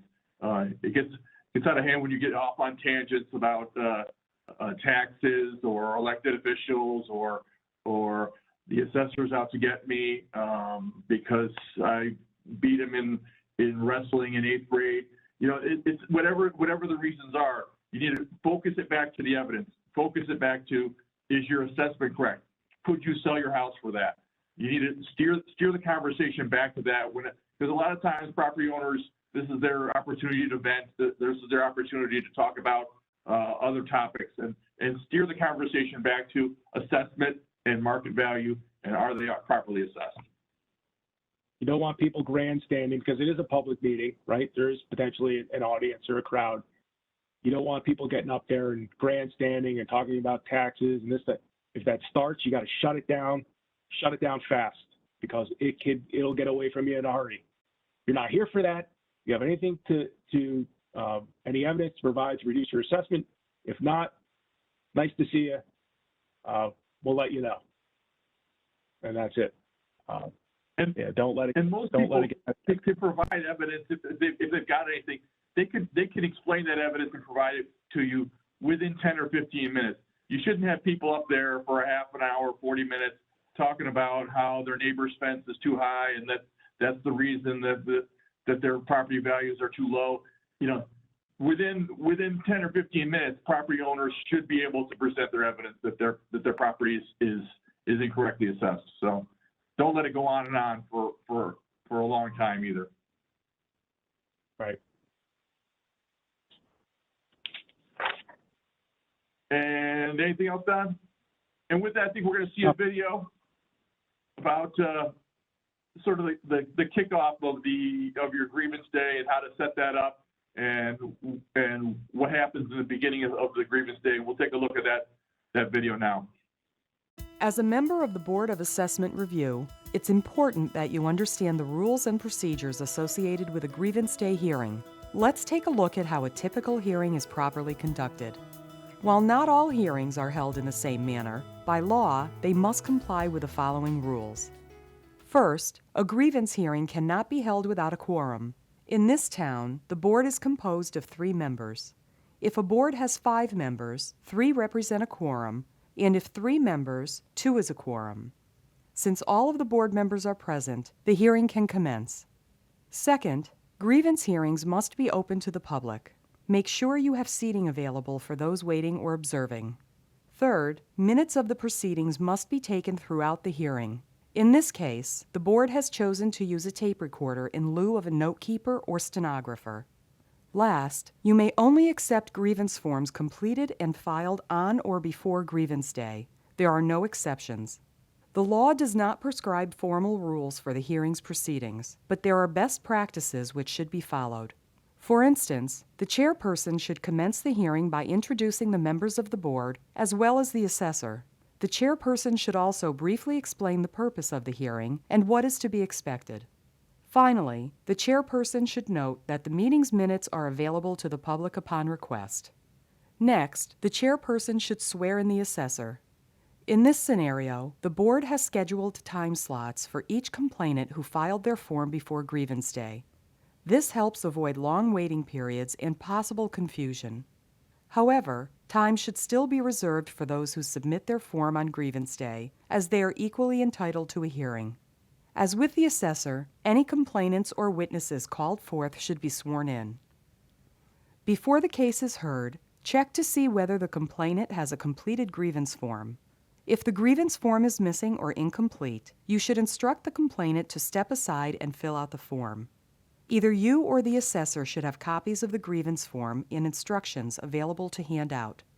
While you may answer some general questions about the form, neither you nor the assessor should assist the complainant with filling it out. Your attention should be directed to the next scheduled complainant. Once the grievance form is complete, you can recall the complainant at the next available time slot. The complainant does not need to be sworn in again, but should be reminded that they're still under oath. If the complainant was not present at the start of the hearing, you may want to introduce yourselves and the assessor. You might also review the purpose of the hearing and what's to be expected.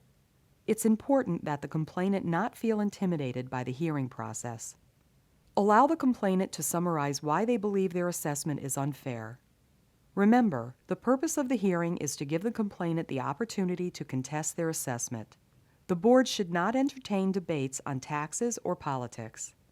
Once the board understands the basis of the complainant should be asked to present supporting documentation if they have not already done so. As a member of the board, your primary role is to gather the facts so you can make an informed decision, so use this opportunity to ask questions to the assessor and complainant. If necessary, request additional documentation from the complainant. Don't feel compelled to arrive at a decision on the spot. At the end, you should feel confident you understand the facts and issues at hand. Above all else, be objective. Don't take sides with either party, and do not hint at which way you're leaning. The chairperson is responsible for ensuring the hearing runs smoothly and peacefully. The chairperson should always maintain control of the hearing, never allowing the assessor or complainant to dictate the discussion. Although the assessor must never be allowed to cross-examine the complainant, the assessor is entitled to offer comments for the record on any complaint. Furthermore, the chairperson must ensure that everyone treats each other with respect and courtesy. Participants should never interrupt, talk over, or debate each other. Likewise, comments from others waiting for their hearing should not be tolerated. The purpose of this hearing is to gather the facts, not to deliberate. When the hearing reaches the end of its scheduled time, the board must adjourn. If it is at the end of the day and there are still complainants who have not been heard, the chairperson should schedule another hearing at a date predetermined by the board. So that video showed the basics of a setup of the Board of Assessment Review, what could happen at the beginning of the Board of Assessment Review, talks about the oath and that sort of thing, and relationship between the assessor and the Board of Assessment Review. And with that, we'll go to the next section here in our presentation that we're doing here for you. Let me get back to the slides here. Unit 6, the grounds for complaint. What represents a good grounds for complaint and what does not? We've touched on some of this already. The law states that the assessment is assumed to be correct. So you're going into this with an open mind, but at the same time, you're not going to, if the property owner presents no evidence that the assessment should change, and they didn't do their job showing you anything that their assessment's not correct, then you're leaving the assessment where it is. So the assumption is that the assessment is correct. And the burden of proof is on the complaint. Yeah, we talked about that.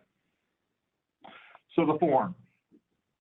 We're filling out RP 524, Real Property 524 form. It must be filled out completely. We're gonna talk about what the sections are to be filled out, and what the grounds are for different sections. But it has to be filled out completely so that the parcel can be identified. We can see what the assessment is. We can see what the property owner is requesting as far as their reduction. That's a key number on the form. It's not your job to fill it out on behalf of the complainant. At the same time, I wouldn't stonewall them either. If someone asks you, hey, where can I find my identifying number for my property? Where's my SBL number? You can direct them, hey, there's an assessment roll in the back of the room. You can look it up there. You can look it up online. Don't stonewall people, but at the same time, don't fill it out for them. And it's not your job to help them to fill it out. The 4 parts of the form, and just a reminder that form is in your manual. Or it looks like this here. Board of Assessment Review looks like this. So you should get that from your real property tax director from your county. And that manual there, those materials sort of mirror what Don and I are talking about today. So if Don says something and you want to look it up again, chances are it's in that manual. If I say something and didn't sound quite right, you can look it up in that manual there. Part 1 of the form, general information, your name and address, the property owner's name and address, the tentative assessment roll, assessment appears on the roll, and what value the property owner is requesting. Part 2 is supporting the document. Part 3 is grounds for complaint. We're going to get into the grounds in a minute here. That's, I think, coming up. And then part 4 is the signing of the certification.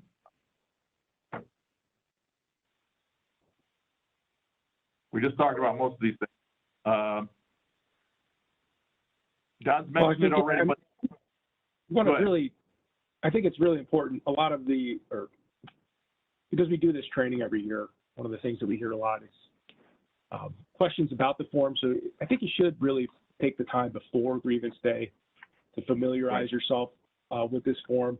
And if you look at the RP 524, it's not a short form. It's 4 pages of stuff here they're asking for. Not all of it necessarily needs to be filled out. You know, Aaron's going through this form in detail, part 1, part 2, part 3, and part 4. So if you do want to follow along with him on the form, that's what he's talking about. We're talking about part 1, 2, 3, and 4. And property owners are not going to necessarily know some of this information. So we said it's not your job to fill this out, but you know, you are a public official. You do work for these people, so you should be helpful. But at the same time, somebody shouldn't just come up and throw the form at you and say, "Here, you fill it out." You know, I'm just here to yell at the assessor. You know, can't have that either. And this next slide is a little bit of a duplication here. We've talked about most of these things. The form will have the assessed value of the property. It'll have what the owners requested, what they're requesting as far as their reduction goes. And we've talked about that a little bit, but they can put what they think the property is worth. And you, as a Board of Assessment Review, you can leave the property the same at the assessed value. You can come down to what the homeowner has requested, what the property owner has requested is for the value, or you can come anywhere in between there. What you can't do is you can't raise assessments. Oh, the assessor's too low, we're going to raise this up. You can't go below what the property owner has requested. Gee, they only asked for 120 on this form, but really they showed a lot of good evidence that their house is only worth 90 or 95. Let's lower it a little more. No, if they've requested a number, you can come down to that number. It's unfortunate, but some property owners will put a 0 in there. I want 0. I want to pay no taxes. It's unfortunate that they would do that, but I mean, what do you really want? You could ask them in front of them. What do you really expect your house is worth? Well, I really think it's worth $120,000. Okay, so we'll go from there. But they can put any number on there that they want as far as reduction goes. And then they're making their grounds for complaint. They're selecting one of the boxes for the grounds for complaint, and they're signing the certification. It must be filed out prior to grievance day or on grievance day and turned in on grievance day. As Don said, an adjourned hearing of grievance day is not a second grievance day. Once grievance day ends, if your grievance day is from 6 p.m. to 10 p.m., once 10 p.m. comes, grievance day is over. If someone hears from their neighbor that they got a reduction on their property on Tuesday, you should go to the adjourned hearing on Wednesday and get your reduction. No. Tuesday at 10 o'clock was the end of grievance day. Any forms after that are not on grievance day and should not be accepted by the Board of Assessment Review. All right. Grounds for complaint. And we're going to talk about each of these individually, but they are unequal, excessive, unlawful, and misclassification. The vast majority are going to be in 1 or 2. And we're going to talk about each of those in a moment here. Yeah, this is part 3 of the form, of the grievance form, where they ask the property owner to what their grounds are. Right. Unequal assessment. So the property is assessed at a higher proportion of value than other residential property, or is assessed at a higher proportion of value than all real property. So this is a case where the level of assessment in a town is not equal to 100%. And basically what you're saying is that you're being assessed at if the assessor is putting on assessments at 50% of value, you're saying that you're higher than 50% of value. You're saying that assessment is more than what the rest of the town is at. The rest of the town is at 50% of value. You think your assessment is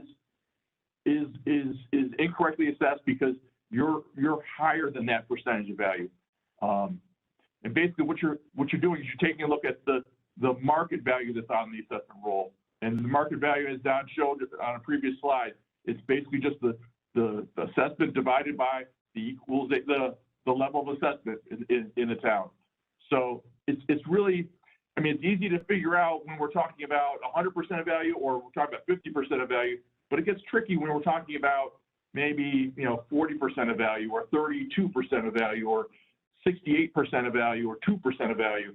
That's when the numbers get a little trickier, but you can look on the assessment roll and see what that market value estimate is. And that's just a straight math equation. The assessment that the assessor put on the assessment roll divided by the level of assessment equals the market value estimate for that property. So you can look at that market value estimate and take a look at comparing that to what is recently sold in your neighborhood or in your similar houses to yours. So unequal would be the vast majority of places where the level of assessment is not at 100 and you think you're overassessed. Yeah, I mean, really you're arguing that your level of assessment is not the same as other properties in your town. And in most cases, you're going to use the level of assessment. Here's what's on my assessment roll as a level of assessment. The first bullet point on the slide talks about residential property. And the second bullet on this slide talks about all property. And what that's referring to is our office, the Department of Tax and Finance, we come out with a residential assessment ratio, an RAR. We come out with that 60 days prior to the tentative roll. So every town has this other number that's called the RAR. So you have the LOA, you have level of assessment, and you have the RAR. And those, you could argue with, if you have a residential property, you could argue with either of those numbers. So sometimes that number, that RAR, is very similar to the LOA. Maybe it's equal to the LOA. And in other cases, in some towns where maybe assessments are less equitable, it could be less than or more than the LOA. So if it is less than the LOA, then you as a property owner can argue that your residential property, now this is residential only, should be assessed at the same ratio as other residential property in that town, the RAR. So with residential property owner can use either the RAR or the level of assessment. And for all other properties, they have to use the level of assessment for the town. There's a lot there, but there's another number that they can use for residential property. Right, you're not likely to hear that. Most property owners are not going to know that's a thing. I think, if it does happen to come up, well, you can say you heard about it, but highly unlikely. So. It's an option. Now, excessive valuation, I think of it as really the same as unequal, but this only applies to properties that are assessing at 100% of market value. So this is saying you're excessively assessed. You're assessed greater than market value. You're assessed for greater than 100%. So in this case, the assessor is saying, I'm quoting all assessments on at market value. So on the assessment roll, your assessment will be equal to your market value on the assessment roll. But you're saying that your property is worth less than that, and that this is in excess of what your property is worth.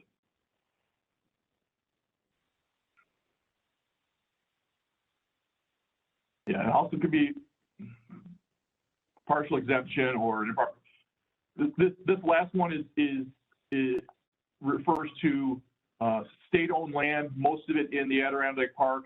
and it's a calculation that may have been done incorrectly by the assessor, it hardly ever comes up. But if you do get somebody they're arguing a transitional assessment was incorrectly calculated, you're going to need to look up how that's done in your town with that transitional assessment. Well, the other thing that's important there is the that property owners have the opportunity not just to grieve their assessments, but also to grieve the denial of a property tax exemption. So they may be perfectly fine with their assessed value. They're not there to argue that, but they went in and they applied for the senior citizen low income exemption, and the assessor denied it. Well, that's something that they can bring in front of the Board of Assessment Review also, or the veterans exemption. And they would have to prove to you why they should qualify for that exemption, and the assessor would tell you why they denied it. So it's not always just assessments that you're going to be hearing. You could also be hearing exemption denials. It's probably not too many of them. And I think we're going to talk about this later, but all exemptions except for STAR. You're probably not going to get involved in STAR exceptions. Information to support full value. We've talked about a lot of these things already. Purchase price. I bought this house for this much, and it's assessed for something different. An offering price, it's not as good as a purchase price, but it's something. Professional appraisal. If you've got an appraisal for your property, you can bring that before the Board of Assessment Review.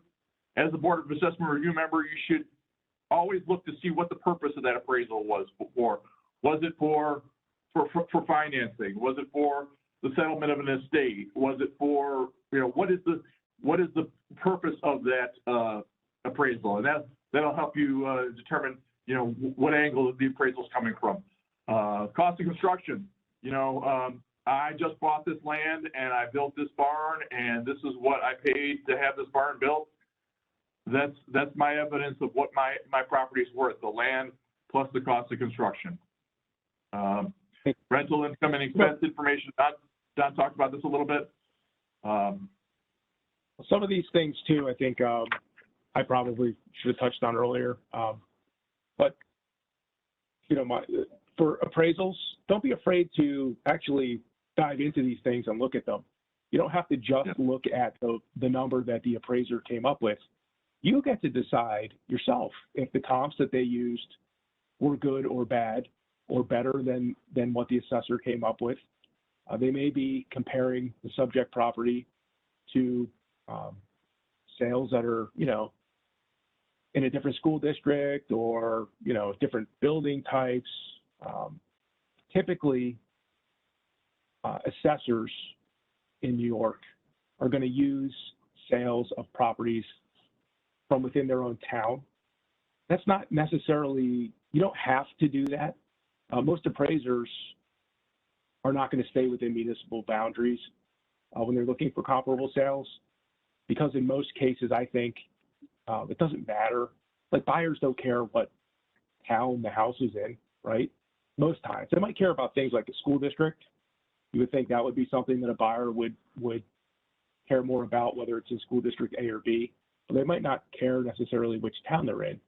So it is appropriate for an appraisal or for comparable sales, I think, to come from outside the town, as long as they're not too far away. You're not in an entirely different, area. And also on these appraisals, how old are the sales, or how old is the appraisal? If it's from 5 years ago, the real estate market was wildly different 5 years ago.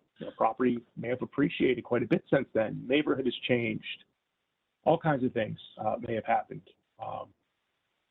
So all other things equal, more recent sales, comparable sales, as long as they're still comparable, are going to be better than older sales. And you've got to kind of decide that for yourself. Should I look at more recent sales that aren't very comparable or as comparable, or should I be putting more weight on maybe sales that are a little bit older, but they're much similar to the subject property? And it's up to you as the artist, the appraiser, to kind of decide, where you're going to land on that. There is no necessarily right answer, and only because I thought, go ahead, Aaron. Yeah, and try to avoid drawing hard and fast lines. If someone brings in I bought this house 4 years ago, here's what I paid for it. Well, that is evidence, but it's evidence that is 4 years old. Now, has the market in that town been appreciating over that time, or has it been flat during that time? You need to weigh all the evidence. There's some evidence that is better than other evidence, and some evidence that's maybe outdated, or the property isn't as comparable. But don't rule anything out. Don't have we only allow sales that are 1 year old or less. Well, that maybe makes sense in a homogeneous area where you've got a lot of sales, but maybe it doesn't make sense if you're trying to appraise Don's bowling alley and you're looking for bowling alley sales. Well, then you might have to go back more in time, or you may have to go out to other towns to find the other bowling alleys that have sold. But if you've got a ranch house in a subdivision that has a lot of sales in it, well, then maybe you should be keeping in that ranch house subdivision to find those sales. But if it's an odd property, if it's something that's a little different, then allow the evidence to have a little wider berth when it comes to that sort of thing. But try to avoid those hard and fast rules. Hey, we're not allowing any sales that are older than 1 year old. Well, that's not a good practice to get into, and that sort of thing. You should be weighing the preponderance of the evidence. What does it all kind of point to? Right.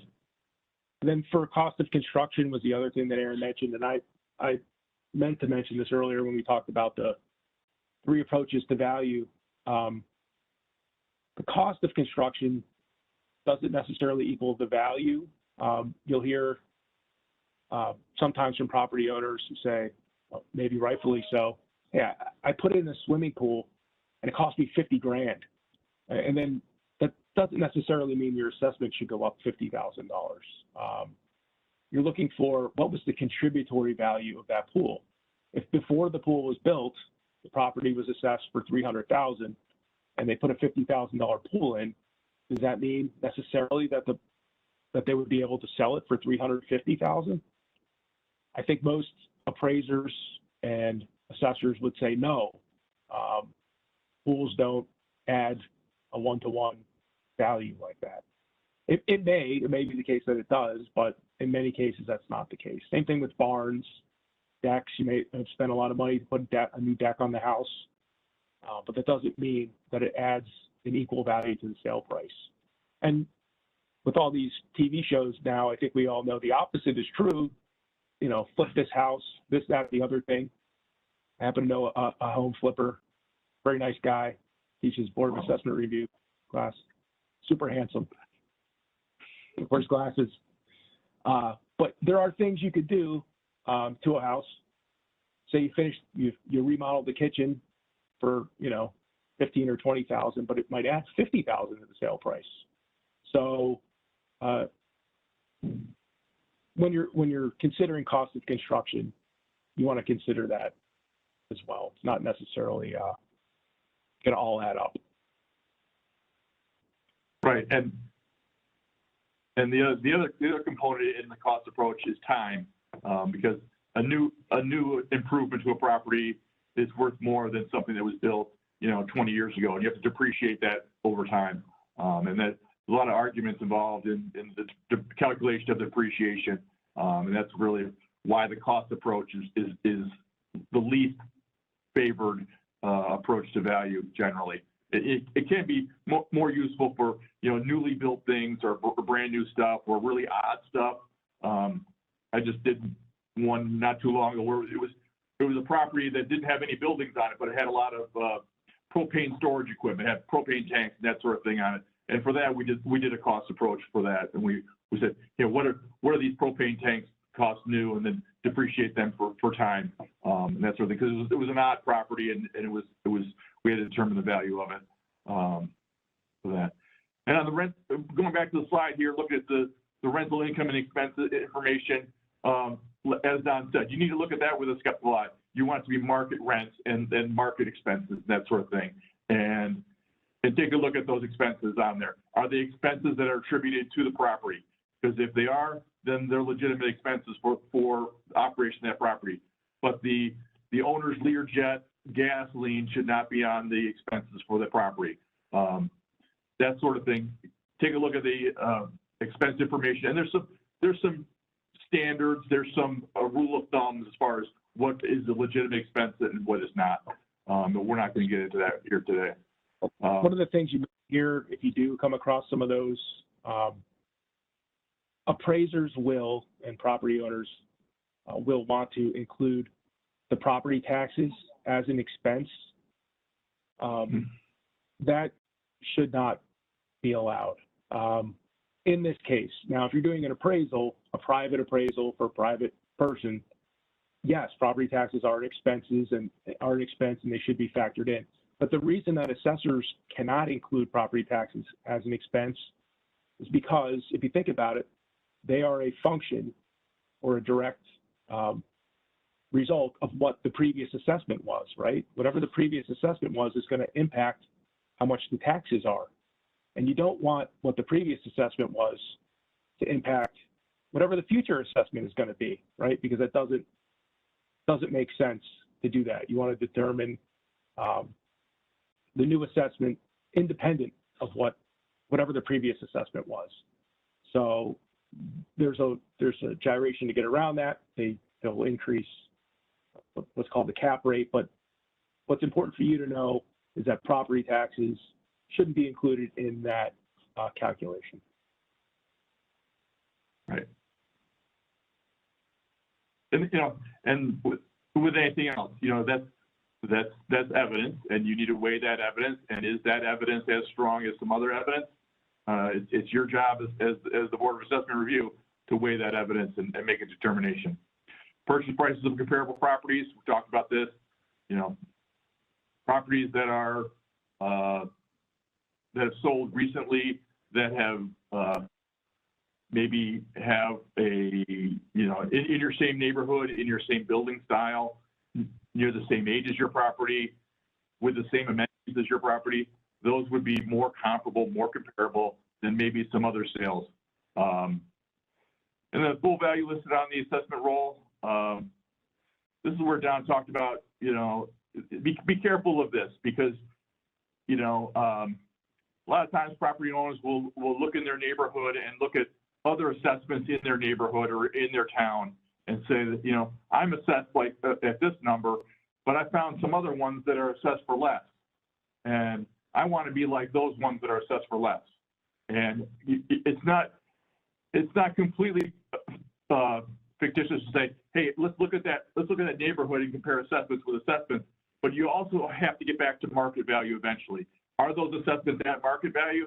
And if they are, then comparing assessments with assessments is valid. But a lot of times property owners will look for the 2 or 3 properties in their town that are incorrectly assessed and say, well, these ones are incorrectly assessed, therefore I should be incorrectly assessed also. And that's a false argument, and you should not go down that road at all. So comparing assessments to assessments, it's not the worst thing in the world, but it's not as strong an evidence as a sale price. Looking at the market conditions of your neighborhood is much stronger evidence than looking at what other assessments are in your neighborhood. Right. If you're going to consider assessments as evidence, I would say first and foremost, as Aaron said, sale prices are better, but you don't always have that. You'd want to be looking at as a whole. You'd be looking for the property owner to provide, well, this is the average, assessed value per square foot of all other ranch houses in the town are at $100 a square foot, and I'm at $125. That would be better evidence than saying, well, this house over here on Jones Street is at $78 a square foot, so I want to be at $78 a square foot too. Right. So this slide really talks about the first 2 grounds for complaint, either unequal assessment or excessive assessment. And that's what this slide sort of focuses on, what the evidence would be for those 2 grounds for complaint. The next grounds for complaint that we're going to talk about is unlawful assessment. And I think some of this is kind of hopefully we're not getting properties that are outside of assessing jurisdiction. With the advent of modern tax mapping and that sort of thing, I hope that now you're not getting a assessment change notice for your property that maybe is in one town and the assessor thinks it's in another town. Hopefully, we're not getting too many of those anymore. But if we are, this is the grounds that you would use for your complaint, saying, "Hey, I got this change notice for a property that says my property is in your town. It's not in your town. It's in this other town." Hopefully, most of that's been corrected over the last few decades here. And your property may be wholly exempt. In that case, you're a hospital, you're a church, you think you should be completely exempt, wholly exempt property, but somehow the assessor thought you were taxable and put you on the tax roll, on the assessment roll as taxable. You would make the grounds for complaint here on unlawful assessment. And the last bullet there is an unusual one. It talks about special franchise parcels. And all you need to know about special franchise is it's the poles and wires that go through your town that are in the public right of way. So the ones that are over the roads and across the roads in your town. And the utility companies pay taxes on those, but those values are determined by our office, the Office of Real Property Tax Services, and we give those values to the assessor and they enter them onto the roll. So they're not locally assessed, and for that reason, they should equal what the ORPS values are. So in this case, if you get a utility company that thinks the assessor did not put them on properly, they can make this selection here and choose this grounds for complaint. And our last grounds for complaint is misclassification. And you get people who want to check all 4 boxes, and a lot of times they want to check this box. This is a very specific grounds for complaint, and really only applies to certain properties. And it would be if your property is if your town has adopted the homestead option, and you've been classified as homestead or non-homestead, and you think you should be in the other class of properties, then you would select this grounds for complaint. It also applies to special assessing units, and there's 2 special assessing units in New York State. They are the City of New York, New York City, and Nassau County.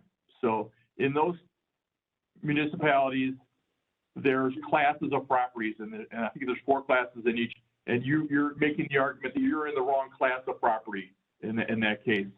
And this would only apply to, so the grounds for complaint in this misclassification scenario, only for homestead, non-homestead designation, or you're in the wrong class in New York City or Nassau County. So for the vast majority of New York State, this wouldn't apply to you and your town. So you're not going to see this too much unless you're one of those jurisdictions.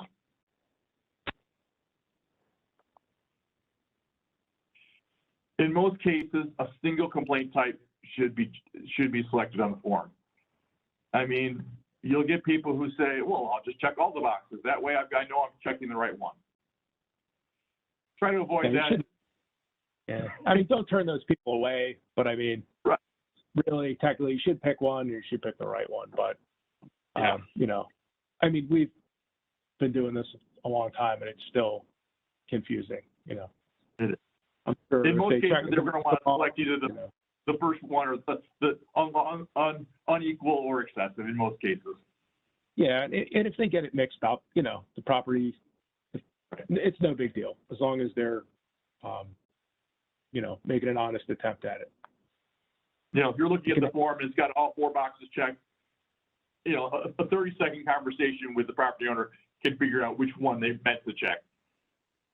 Right, and they should, like we talked about earlier, they should have this filled out ahead of time. But if they need a little help in the moment getting it right, say that, for instance, the town assesses property at 5% of value, and the property owner puts that their current assessment is, $400,000.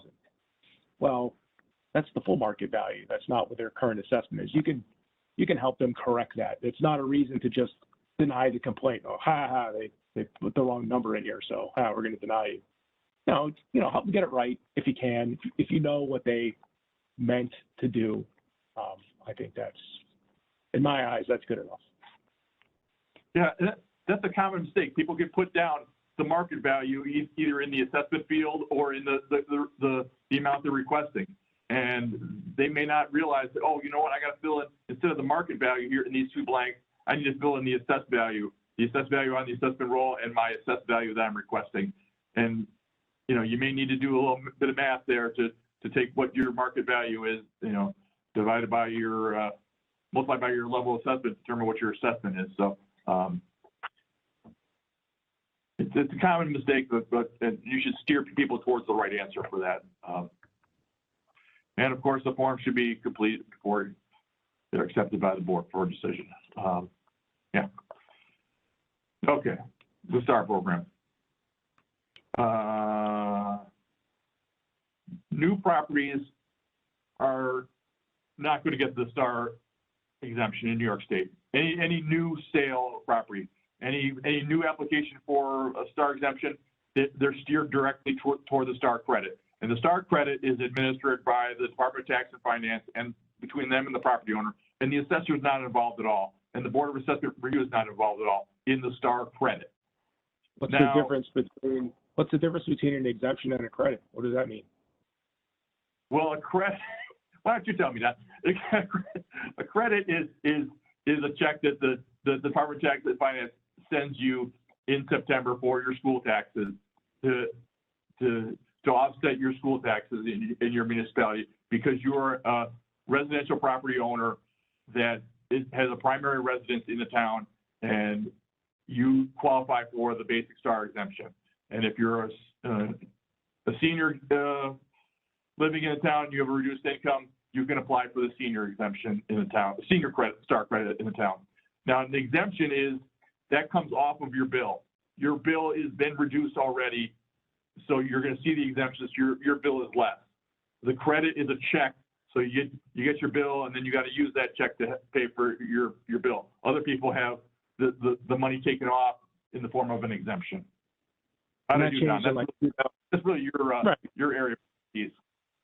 Well, I mean, that changed in 2015. Before 2015, everybody had a STAR exemption. Your school tax bill only, not your town and county bill, was reduced. Aaron, I think you may have lost you. Your school tax bill was reduced prior to you receiving it and paying it. After 2000, anybody who purchased a house after 2015 was not eligible for the exemption, the reduced tax bill. You get a check in the mail from the state, and then the idea is that you're going to use that check to pay your school taxes with it. We lost Aaron for a second, but I think he's back. Actually, I think we lost you, but you're back. Anyway, we heard you. So the Board of Assessment Review can't do anything with the STAR credit. That's between the Department of Tax and Finance and the property owner. Done. Now, the STAR exemption. You have a very limited role in what you can do with the STAR exemption. And really, the only avenues that you can hear grievances on are, is it the primary residence of the property owner, yes or no? And are they age eligible for the senior exemption? That's really the only areas that you can make determinations as far as eligibility for the STAR exemption. And that's because those are the only areas that the assessor can determine. All the income determinations are made by the Department of Tax and Finance.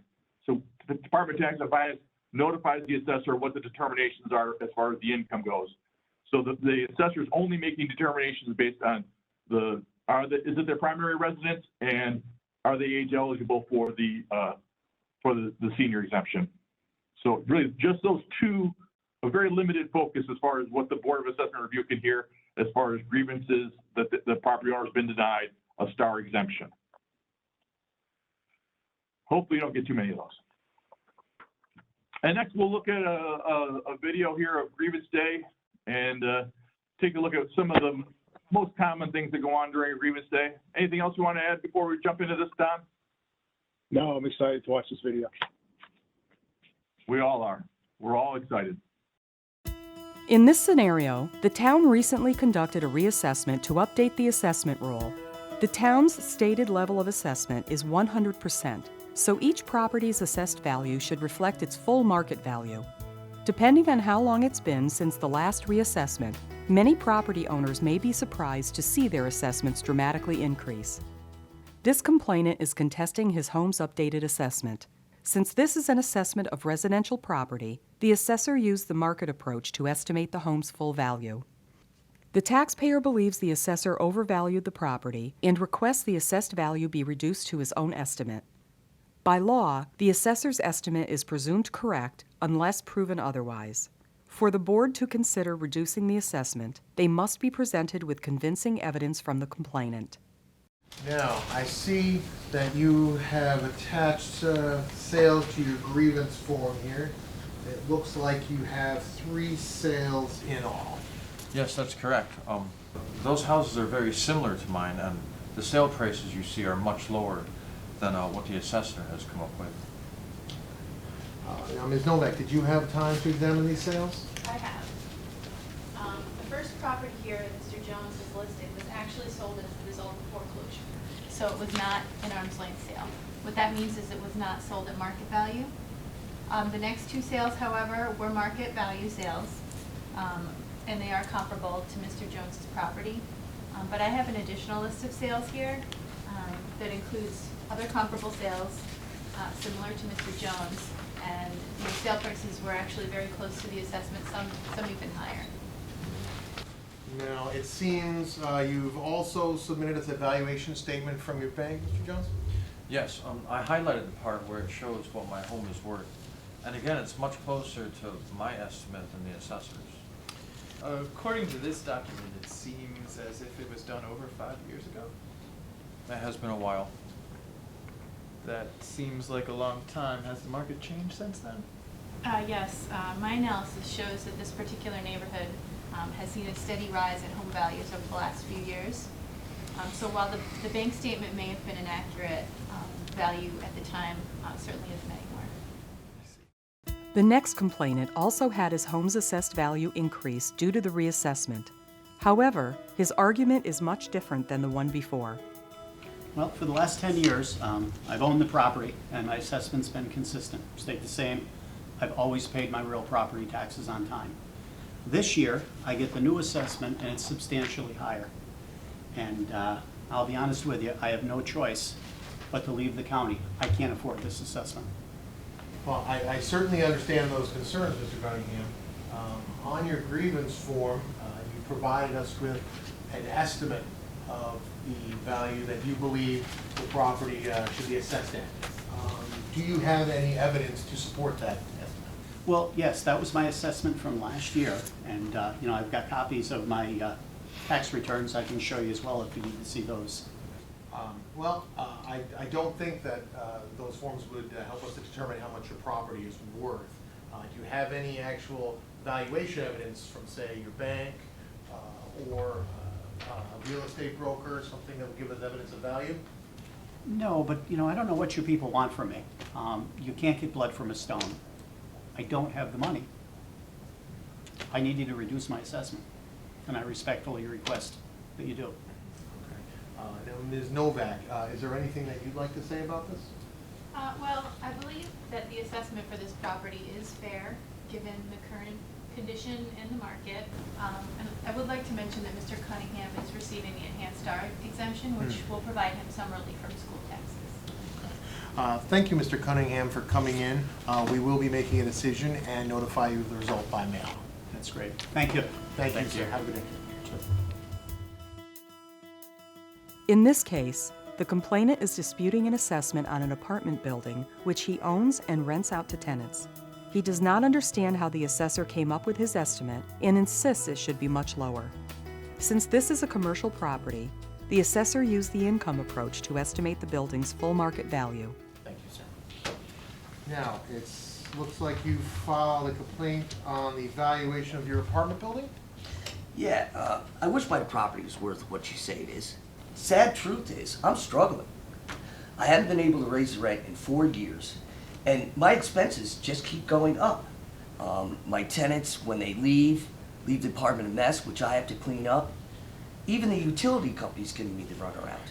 Mr. Collins, I'm sure we all can agree that times are hard, but do you have any evidence for your estimate that you have here?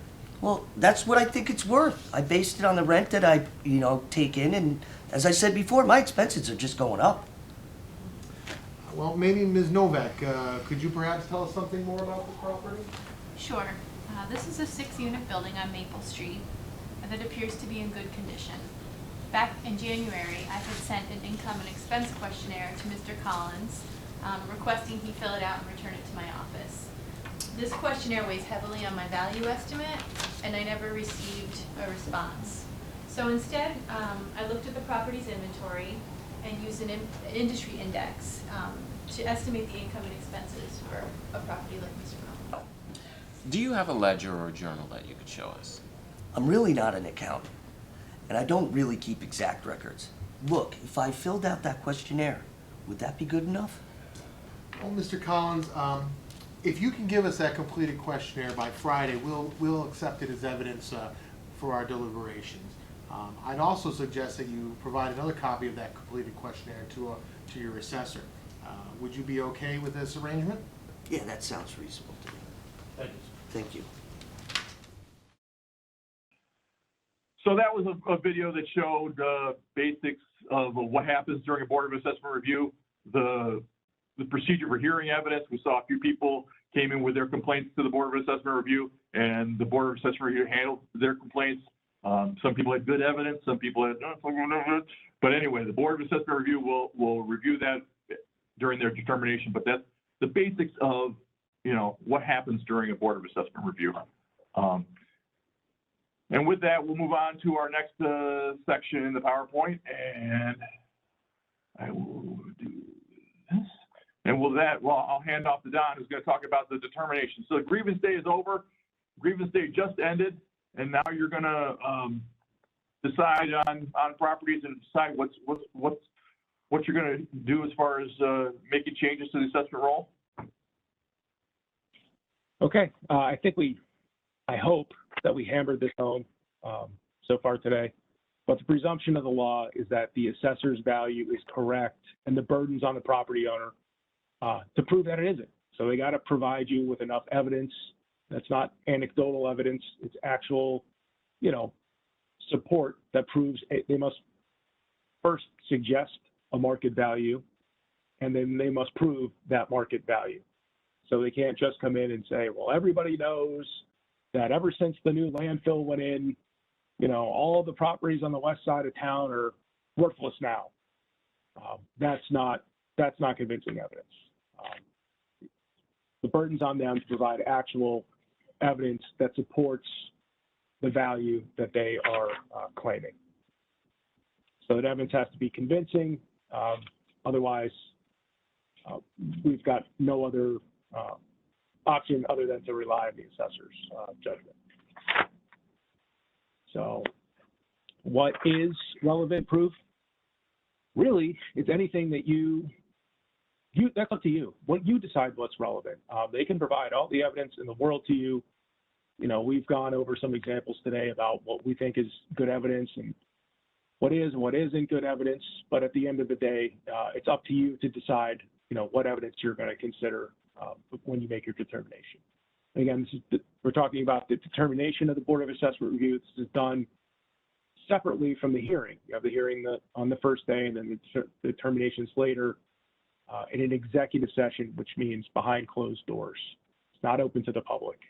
Although you will see on the form later that when you vote on these changes, your votes are a matter of public record. So there's a spot on the form for the members to say how they vote on each one. And you've all got, and it's got a majority of the board has to vote in order to make a change. The chairman doesn't get 2 votes. There are no tiebreakers. If you're a 5-member board, 3 members have to vote to make a change in order for that change to happen. If you're a 5-member board and only 4 of you showed up that day, 3 of you still have to make a change. Still have to vote together in order to make a change. So the evidence should demonstrate the existence of a valid and credible dispute regarding valuation. So, I mean, common sense. It should be based on sound theory and objective data rather than wishful thinking. We talk, there's the landfill example, there's all kinds of other examples I'm sure you will hear plenty of on grievance day, but again, you need data, not just complaints. You're not there to debate property taxes or the tax burden. That may be why the complainants are there, but that's not what you're there to listen to, and you should shut that down quick. You're there to determine the market value of properties, and then ultimately what the assessed value should be. Should remain impartial. You're not there to help the property owner. You're not there to defend the assessor. You're there to hear the evidence. While you may have sympathy for a property owner, property owner's inability to pay or situation specific to their property, we talked earlier about a property that may have burned down after taxable status date, you might just feel awful about that. But that's not a reason to reduce an assessment. Taxes are a zero-sum game. The example I like to use is a pizza party, right? Aaron loves this one. We're all gonna. If we're gonna hear that. Right. So if we're gonna buy pizza for the class today, so there's 20 people in our class, and we need $100 to buy pizza. If we decide that one person gets to pay less, what happens? Everybody else has to pay a little bit more. The pizza doesn't magically cost less. They still get to eat the pizza, which means they still get to drive the roads that our taxes are paying for. They still get to use the police department. They still get to use the fire department. They're still going to the school district. They're still using that stuff. But every assessment that you reduce is going to increase the burden for everybody else. And the flip side of that coin is also true. You might hear, especially if your town is doing a reassessment, that increasing assessments is going to raise more money. That's not true, objectively. If the amount of money— The pizza still costs $100. Right. It's just how are you dividing that up? If instead of the market value, you did it by everybody's height, and you determine how much everyone's going to pay per inch of height, that would be the tax rate. But then if everybody stands on a chair, we're not raising more money, right? What happens? The tax rate goes down because everybody got taller. We're still raising $100. So that's something to keep in mind as well. You're not. This is not, as much as property owners might want to make it about taxes, it's not necessarily the case. But that being said, you know, if one person's assessment goes up and everybody else stays the same, yes, their taxes are going to go up. If everyone if we're ordering pizza and only one person has to stand on a chair, yeah, that person's going to pay more, right? But it's a zero-sum game.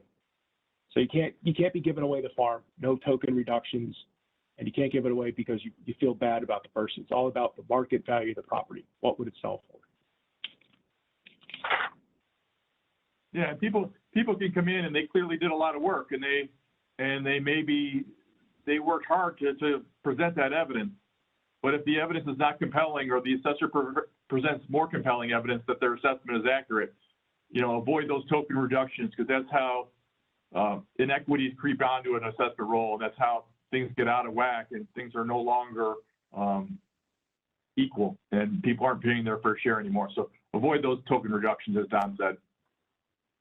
And even though you're weighing evidence that's presented to you, you can use your knowledge, you know, of the town when you're making your determination. Say a property owner comes in and he's got 2,500 square foot colonial, and he brings in comparable assessments that prove the property is worth whatever. And the next property owner comes in and he has not such great evidence, but you still know the person that came in before hey, yeah, there were these sales over here, you know, that are good. You can still use your knowledge of the real estate market to make a determination, even though property owners do have to provide some evidence, but you as a board don't want to create inequities in the role either by just, you know, at the end of the day, you're there to make it fair. So that's the end game.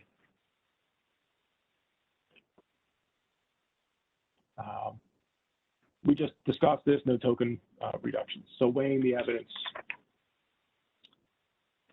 So property owner has to file on time, on or before grievance day. RP 524 is the official form that they must use. Did they clearly state the basis for the complaint? Did they present sufficiently detailed evidence to support the claim? And then you have the right and the opportunity to ask the assessor the same thing. You know, when was the last time you were out there? You know, I can see that the assessment on this property hasn't changed in the last 5 years, even though the level of assessment has been going down. Have you been out there recently? Have you looked at the house? And the assessor might say, well, you know, there are 10,000 parcels in this town. I haven't been in front of this house in 3 or 4 years. That's just something to consider. Maybe you want to get a more recent photo of the property. And the assessor should be able to explain their assessment as well. That's their job. So it's not your job as the Board of Assessment Review to reappraise each property in question. You should be acting like a judge and just weighing the evidence. Yes, you can use your knowledge of the real estate market and any other evidence that's provided to you in order to get it right, but you shouldn't be doing your own reappraisals. It's up to the property owner to bring that evidence to you. And that evidence has to be better or sufficient enough to overturn whatever the assessor has provided. We mentioned this earlier, but prior to grievance day, after the roll has been filed and prior to grievance day, the property owner and the assessor can stipulate to an assessment, and you should ratify those stipulations. You have an obligation to approve them, even if you don't necessarily like them. If you don't, you could be sued. The stipulation will appear on the grievance form itself, and you'll be handed those forms, and the property owner won't appear. It doesn't have to go to grievance once they stipulate. You'll just approve it. And they also cannot go to grievance and then try to get an even lower number. You can't use that as their backup plan. So those are property owners that maybe didn't make it to informals beforehand, but went and met with the assessor after the roll was filed. And the assessor can't make any changes, legally cannot make changes to that assessment roll. Once the tentative roll is filed, the assessor cannot make any changes by law. Only you can make changes to the assessment roll after it's tentative.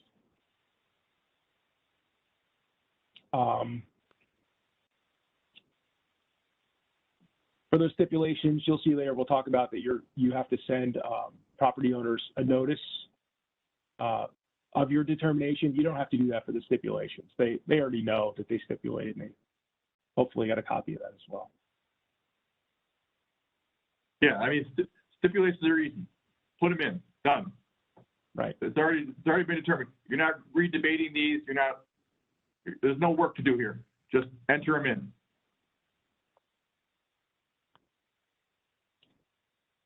Grounds for dismissal of a complaint.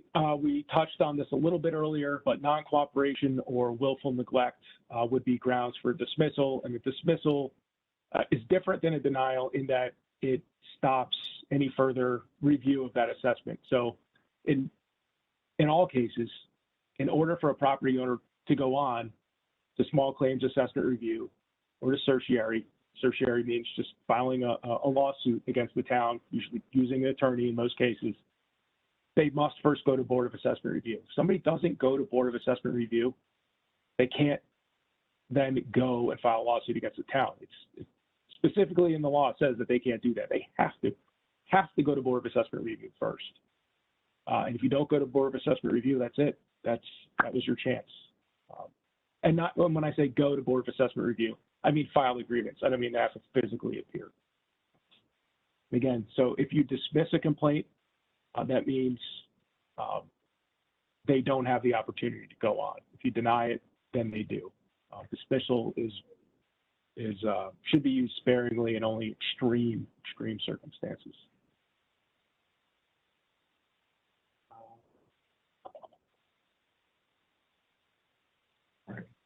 We can talk about that.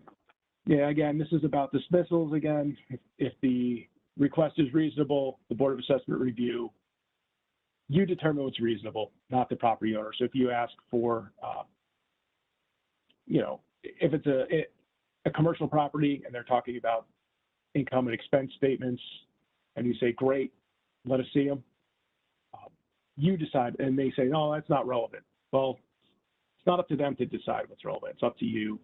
You have the power to ask for more information and to require people to appear in person. Again, you should be using this as a hammer. It's, sparingly, extreme circumstances where you get yourself in trouble. So what powers does the Board of Assessment Review have? You can leave the assessment alone, you can lower it, and you can determine how much to lower it. So it's not one or the other. It's not either the assessor is right or the property owner is right. The answer can be somewhere in the middle. It can be a slight reduction to the assessment, or a much larger reduction to the assessment. What you can't do is raise an assessment so above what the assessor had it for. You don't have the power to do that. You also cannot lower an assessment below what the property owner asked for. So if the property was assessed for $300,000 and the property owner asked for $280,000, and you looked at all their evidence and said, geez, you really should be at $250,000, you don't have the opportunity to go any lower than $280,000, I think is what they said, or what I said. But yeah, and you also can't raise it. So you can't say, oh, geez, even though this guy's in here complaining, he's lucky the assessor didn't have him at $420,000. Let's jack him up. That's where it really should be. Can't do it. It's not within your power.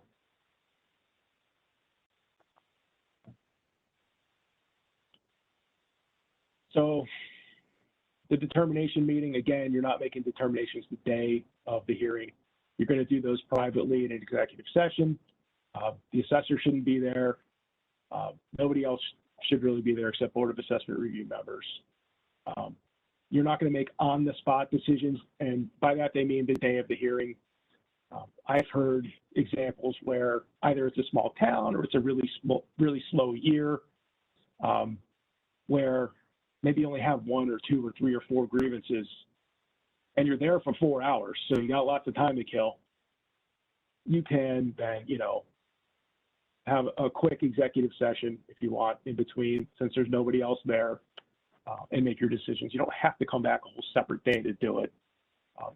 Common sense thing, but you're not making an on-the-spot decision while the property owner is there. That's what we mean by that.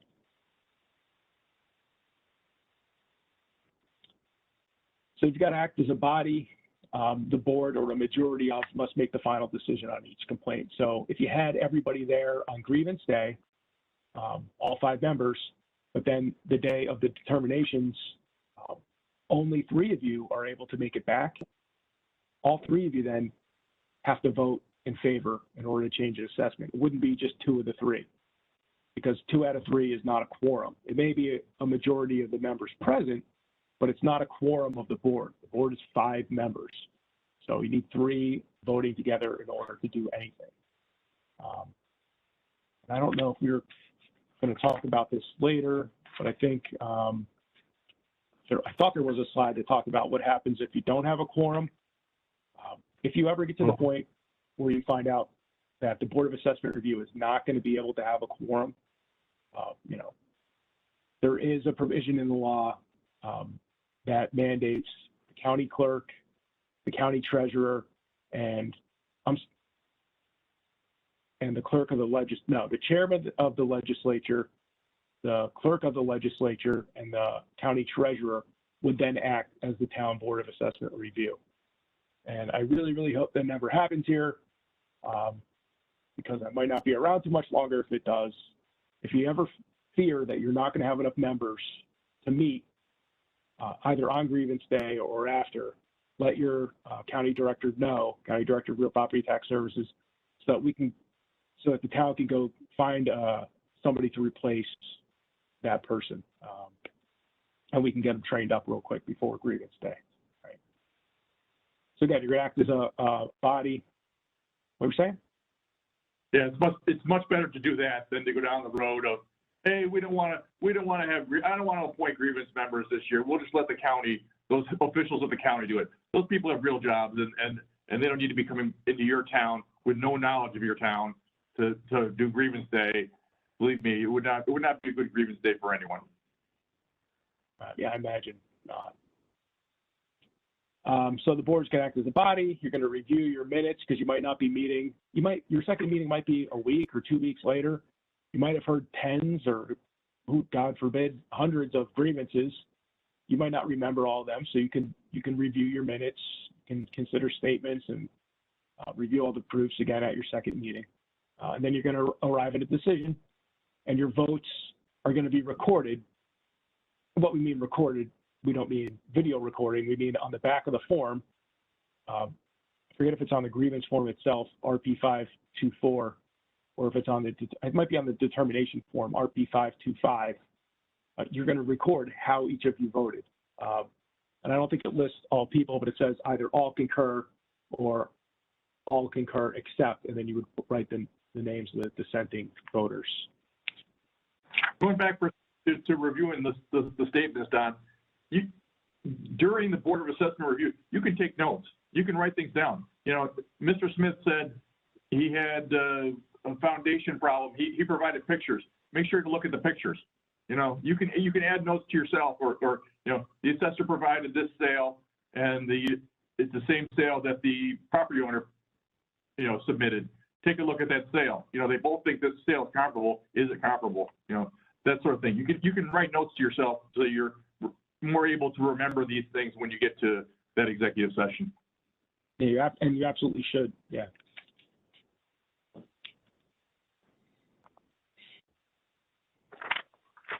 All right, this next video, so I think we had 2 videos already. One showed the hearing, and then one showed the determinations. Well, no, this was going to show the deliberations. So how you should run your executive session. And we'll take a few minutes to watch that one. During the deliberation, only the board members who participated in the grievance hearing should be present. Neither the complainants nor the assessor may be present. The only exception is the municipal attorney, who may be called in to address any legal questions the board has. Here, the board will deliberate on each of the cases we previously heard. They begin with the complainant who disputed the assessment on his residential property. Okay, let's begin with the case of Mr. Jones. Now, I think Mr. Jones actually did a pretty good job. He had a wide number of comps, but I do think he was a little too selective. The assessor gave us a wider array of more appropriate sales. Yeah, I definitely agree. But looking at those sale prices, all of them were not as high as his assessment. So while I don't exactly agree with his numbers, I can understand where he's coming from. I think what threw him off, though, was that statement that he presented from the bank. That's a good point. He may have thought that was good evidence, but it's simply so outdated that it does not support his value. I think we should take another look at the comparable sales. After further deliberation, the chairperson recommends lowering the assessment, but not to the amount the complainant requested. The majority of the members agree. Next, the board discusses the complainant who felt he could not afford an increase in his taxes. Okay, let's begin the case of Mr. Cunningham. This one's pretty cut and dry. He had no case. He provided no evidence, at least nothing relevant. The assessment should remain unchanged. But I can't blame him for being upset that his assessment went up so high. It's still the same house, and he's paying even more. It should qualify for some relief. I'm not saying I don't feel sorry for the guy, but we can't lower an assessment based on hardship. If he pays less, someone else pays more.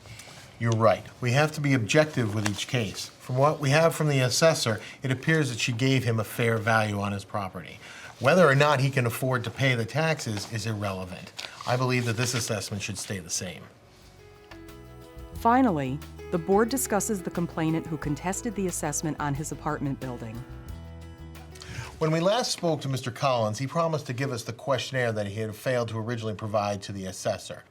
In reviewing his documentation, though, I don't find any evidence that would support a reduction in his assessment. Perhaps we should review all of the evidence again. The board now proceeds to record their vote in public. Okay. So that video showed some of the determination meeting. It showed people weighing the evidence. It showed determinations made by the Board of Assessment Review. And now we're going to talk to Don about what happens once your determinations are made. What do you got to do after you've decided what you're going to change the assessments to? Right, so it's your obligation now to notify the property owners of what your decision was. And there's an official form to do that. It's RP 525, and it's in the back of your training manual again. So if you remember, the grievance form is 524, and your determination form is 525. The form where you disclose your interest in a property is 523. So these are all numbered sequentially. So you should not be filling out, the determination form should be filled out completely and must include the reason for your determination. Make an effort to communicate to the property owner why you did what you did. They put the time in, hopefully, to do their homework and present you with evidence and show up on grievance day and tell you about why they think their assessment should be reduced. It's your obligation to tell them why you're making the decision that you're making, whether you're reducing it completely or not at all, or somewhere in the middle. You should have something in there telling them what you did.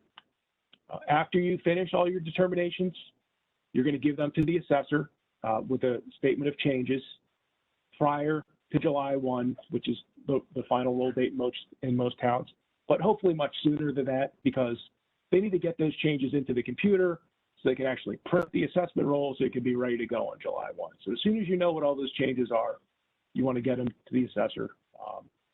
And that should include all the stipulations and grievances filed. That list should be complete, whether or not they made a change. That way there's a public record. We know this person grieved. We purposely chose not to reduce it. The new assessment is this. So there should be a record of all the changes, all the grievances and what the determination was. You're not just providing the changes.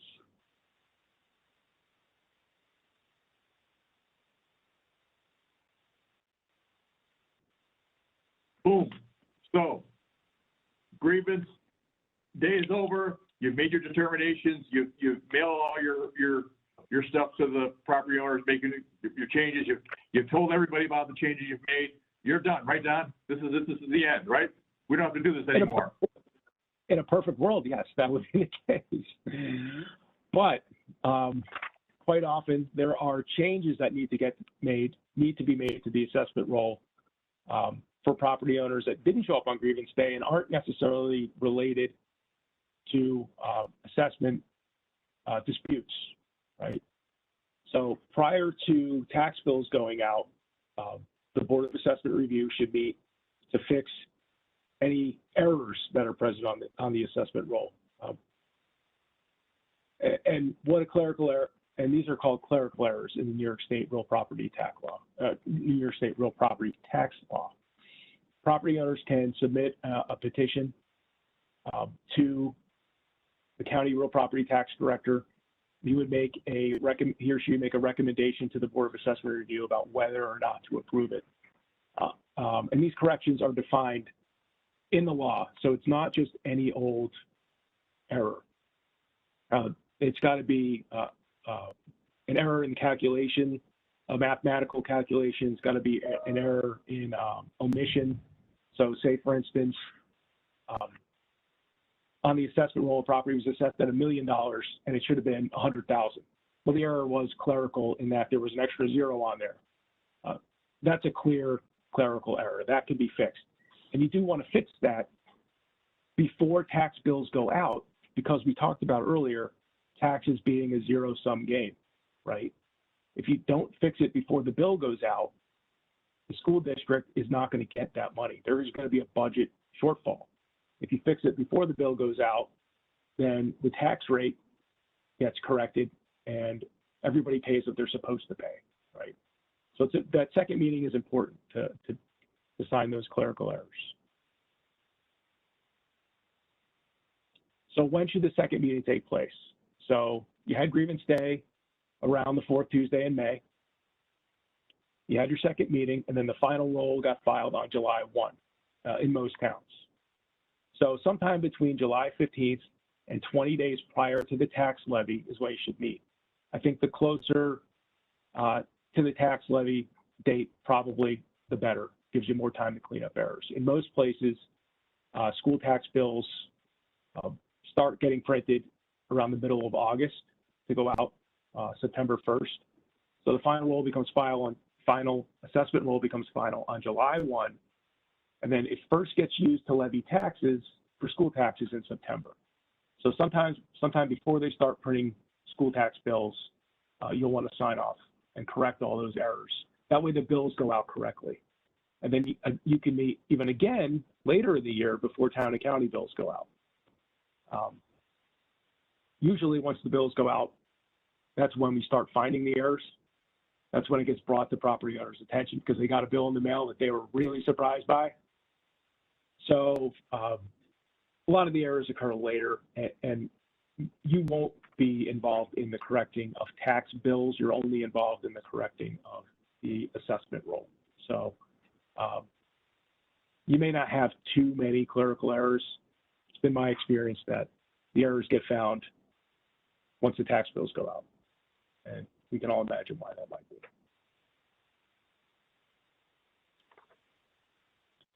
So what happens after Board of Assessment review? Say the property owner isn't satisfied with your determination, whether you chose not to reduce it at all, or you chose to only give them a reduction that wasn't entirely, they weren't entirely happy with. For single family, for 1, 2, or 3 family residential properties, owner-occupied properties, they have the opportunity to go to small claims assessment review, which is called SCAR, which is kind of a similar to Board of Assessment review, except it's held with a single hearing officer. There's one member, the property owner, the hearing officer, and the assessor. And that is a Supreme Court decision, even though it's not being held in a courtroom. It is a court order, so that hearing officer's determination is binding. And hopefully that would take place before the school tax bills go out as well. They have to go to Board of Assessment review in order to go to SCAR. They can't, to small claims. They can't skip over you and go right to small claims. If they don't go to BAR, they will get kicked out of small claims assessment review. In order to file for small claims, they must submit their application within 30 days of the filing of the final assessment roll. There's a $30 filing fee.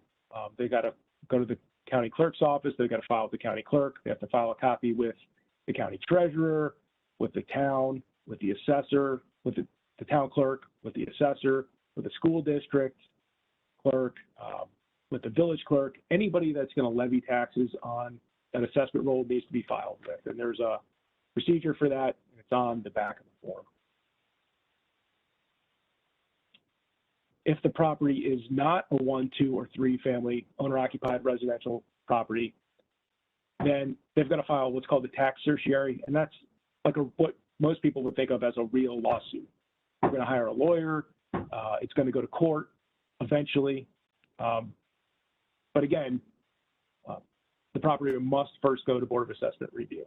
So whether it's a large retail company or some other large entity, employer in your town, and they're not happy with their property tax assessment, they don't get to just sue the town. They have to first go to Board of Assessment review, and then they can then they can file an Article 7 against the town. And 9 times out of 10, it's going to involve an attorney.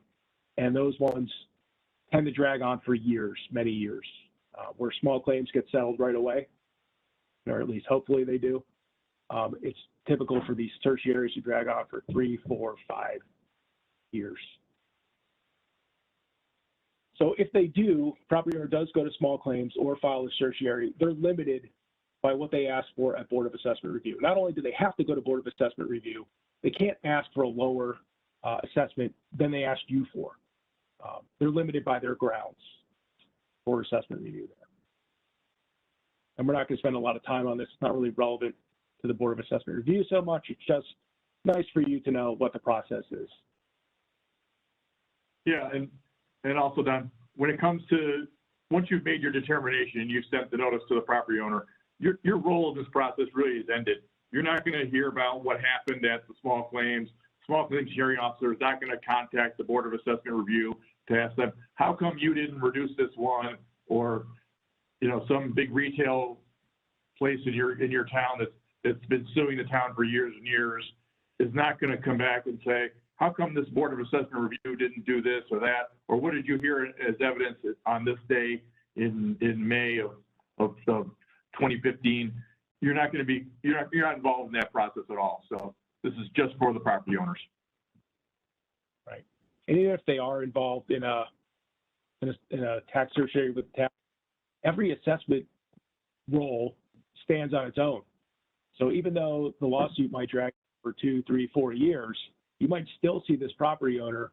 They have to come back every year in front of the Board of Assessment Review to grieve that assessment every single year. And then typically what happens is when it does eventually get decided, they'll consolidate those cases into one. They'll make a decision about all of them. But they have to come back every year and grieve that assessment because every assessment role is its own thing. It stands on its own. It's completely independent of what happened before it and what happens after it.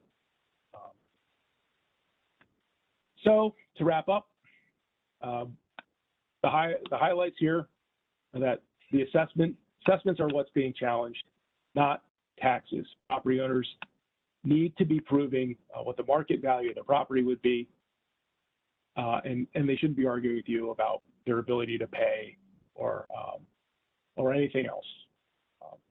Again, the presumption is that the assessor is correct, and the burden is on the property owner to prove them wrong. And they must do that providing proper evidence, not anecdotes about, why taxes are too high or this, that, or the other thing. They've got to bring you hard evidence about properties that have sold, assessments of other properties, and things of that nature. And you're there to seek out the truth and get to a fair, reasonable decision. At the end of the day, how you make that decision is up to you. The evidence that you consider is up to you, right? There are we talked about things that were best practices, but at the end of the day, you make your determination about what you think is fair, and that's why you're there. The assessor has their opinion, the property owner has your opinion, and you're going to make your own determination. And if the property owner provides evidence, you're going to reduce it, and if they haven't, you're going to leave it unchanged. So there's a wealth of information on the New York State Tax Department website. You can see the link there. It's tax.ny.gov/property, I believe is the new link. There's information for property owners about how to grieve their assessments, try to give them information about what they should be providing. And if you have questions, you should contact your county director of real property tax services. I'm sure they'd be more than happy to help you with any questions that you might have. Yeah, and I just wanted to show real quickly the Board of Assessment Review Manual that Don and I have mentioned a few times here. You should be getting this from your real property tax director in your town. Here's Unit 1, the overview. Here's Unit 2, the assessment of real property. Here's where it talks about the powers and duties of the Board of Assessment Review and real property tax law, section 525. Here's the form. Talks about what should be, what is proof and what's not proof. here's the good part of it. Here's where you can familiarize yourself with the form. It's a fill-in form. Here's the 525 right here. You can take a look at that here. Those are the 524. Sorry, 524. At the end of this here, it also gives some opinions of council. If you think about it, Board of Assessment Review has been going around for a very long time, and a lot of people have asked a lot of questions about that. And, you know, what do I do if a property owner does this? And can this person serve on the Board of Assessment Review? And what happens if this happens? Not every question has been answered, but a lot of them have been answered. There's a lot of answers out there already. So if you get a question that you don't know how to answer, or you're questioning, you know, does this person have grounds to file a complaint? Well, chances are there's a lot of those questions that have been answered already. You can go through your real property tax director, or you can look it up right from here. And that's on the same website that Don was just showing you. So with that, anything more to share, Don? No, I think we covered a lot of information, but there's you know, certainly not everything. Again, if you have questions, direct them to your county office, or direct them to your county property tax director. Again, there's a wealth of information online. If you have specific questions about an individual circumstance, you know, I'm sure we can get the answer to you before grievance day. So and thank you for agreeing to serve your municipality in this role. There's not a lot of thank yous when it comes to filling this role in your town. You know, you're gonna see these people in the produce department, and they're gonna remember that you're the one who didn't, or maybe did give you a reduction in your property taxes. But again, let the evidence weigh your decision. Right. And make sure you get your training certificate and have that filed with your town clerk, and get that and they'll get a copy to New York State for you, so you get certified. Good. Thank you for participating. Good luck.